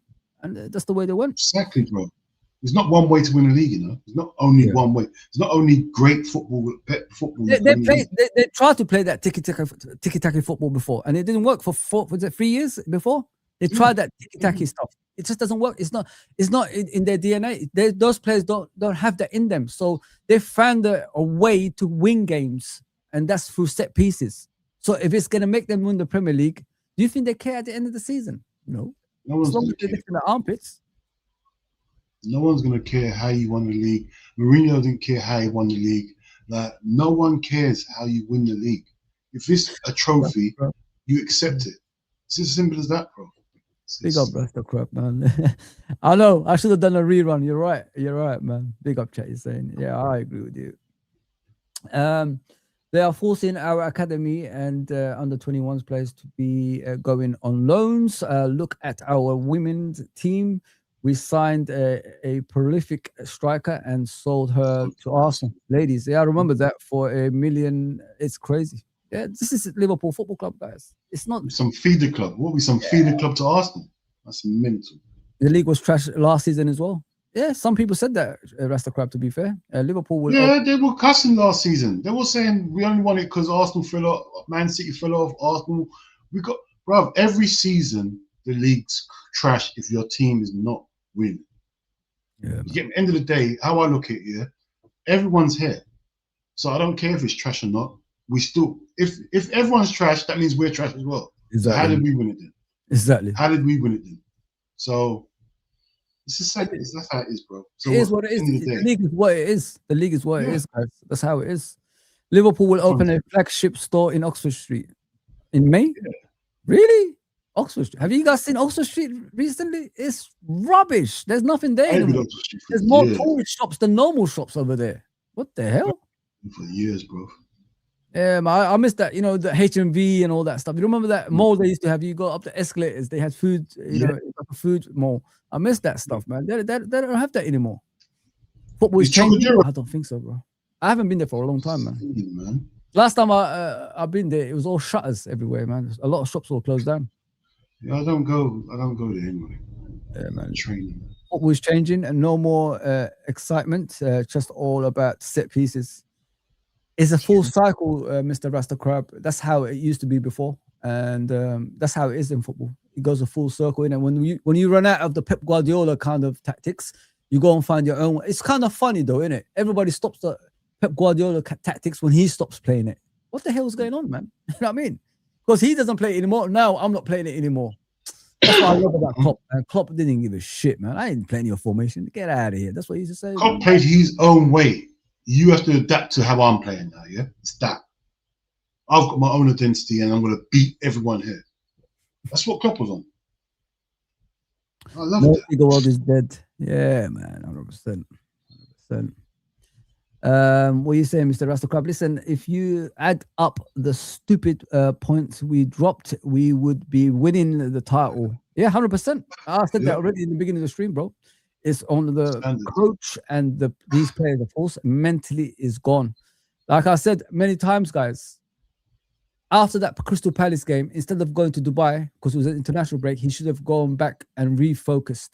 Go with your coaches, go back to the drawing board and look at the mistakes that we was making in the first 5 to 6 games, which was similar to every game that we played. We're 2 goals up, teams equalizes, we win in the last minute. And then Crystal Palace reversed that on us, and they battered us in that first half, by the way. It should have been about 5 goals up if it wasn't for Alisson in that game as well. People forget that.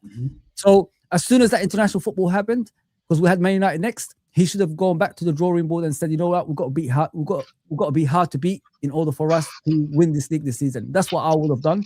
Because when you do it, like when you lose 9 games out of 12 games, you know what I mean? And then after 18 games, you start thinking, oh man, I've got to make us hard to beat. It's too late because the players' minds are already corrupted. They already have that losing mentality. And then, you know, it's too late by then to try to recover that. There you go, man. He done a lot of mistakes this season. That's why we all want him out. In the beginning, I was supporting Arne Slot. I was making excuses for him. But there's a time you run out of that, man. And that's what we all did, man. Yeah, true. I'm not doing watch-alongs anymore, True. No. I was waiting for that loss, man, and I'm done, man. I'm done with that nonsense. Man. What's the point? I'm here on my own. Well, again, 500-600 people watching them. Why am I going to be here? Nah. And everybody tells me we have fun. Yeah, we have fun. There's about 3 of us. What's the point? Yeah. Guys, please like, share, and subscribe. And me and Dean, we'll see you soon. Take care, everybody. Thank you, by the way. Thank you to everybody that's tuned in. It's been a great stream, as always. I will be back probably tomorrow night. If not, it's going to be next week when I'm off work or something like that, man. On a regular basis, I'm saying. But I could do one or 2 streams here and there, if you know what I mean, guys. All right, Dean, thank you very much, bro. Thank you to everyone in the chat, and see you soon. Take care, everybody. Hang on, I don't know what to say. I messed up there, people.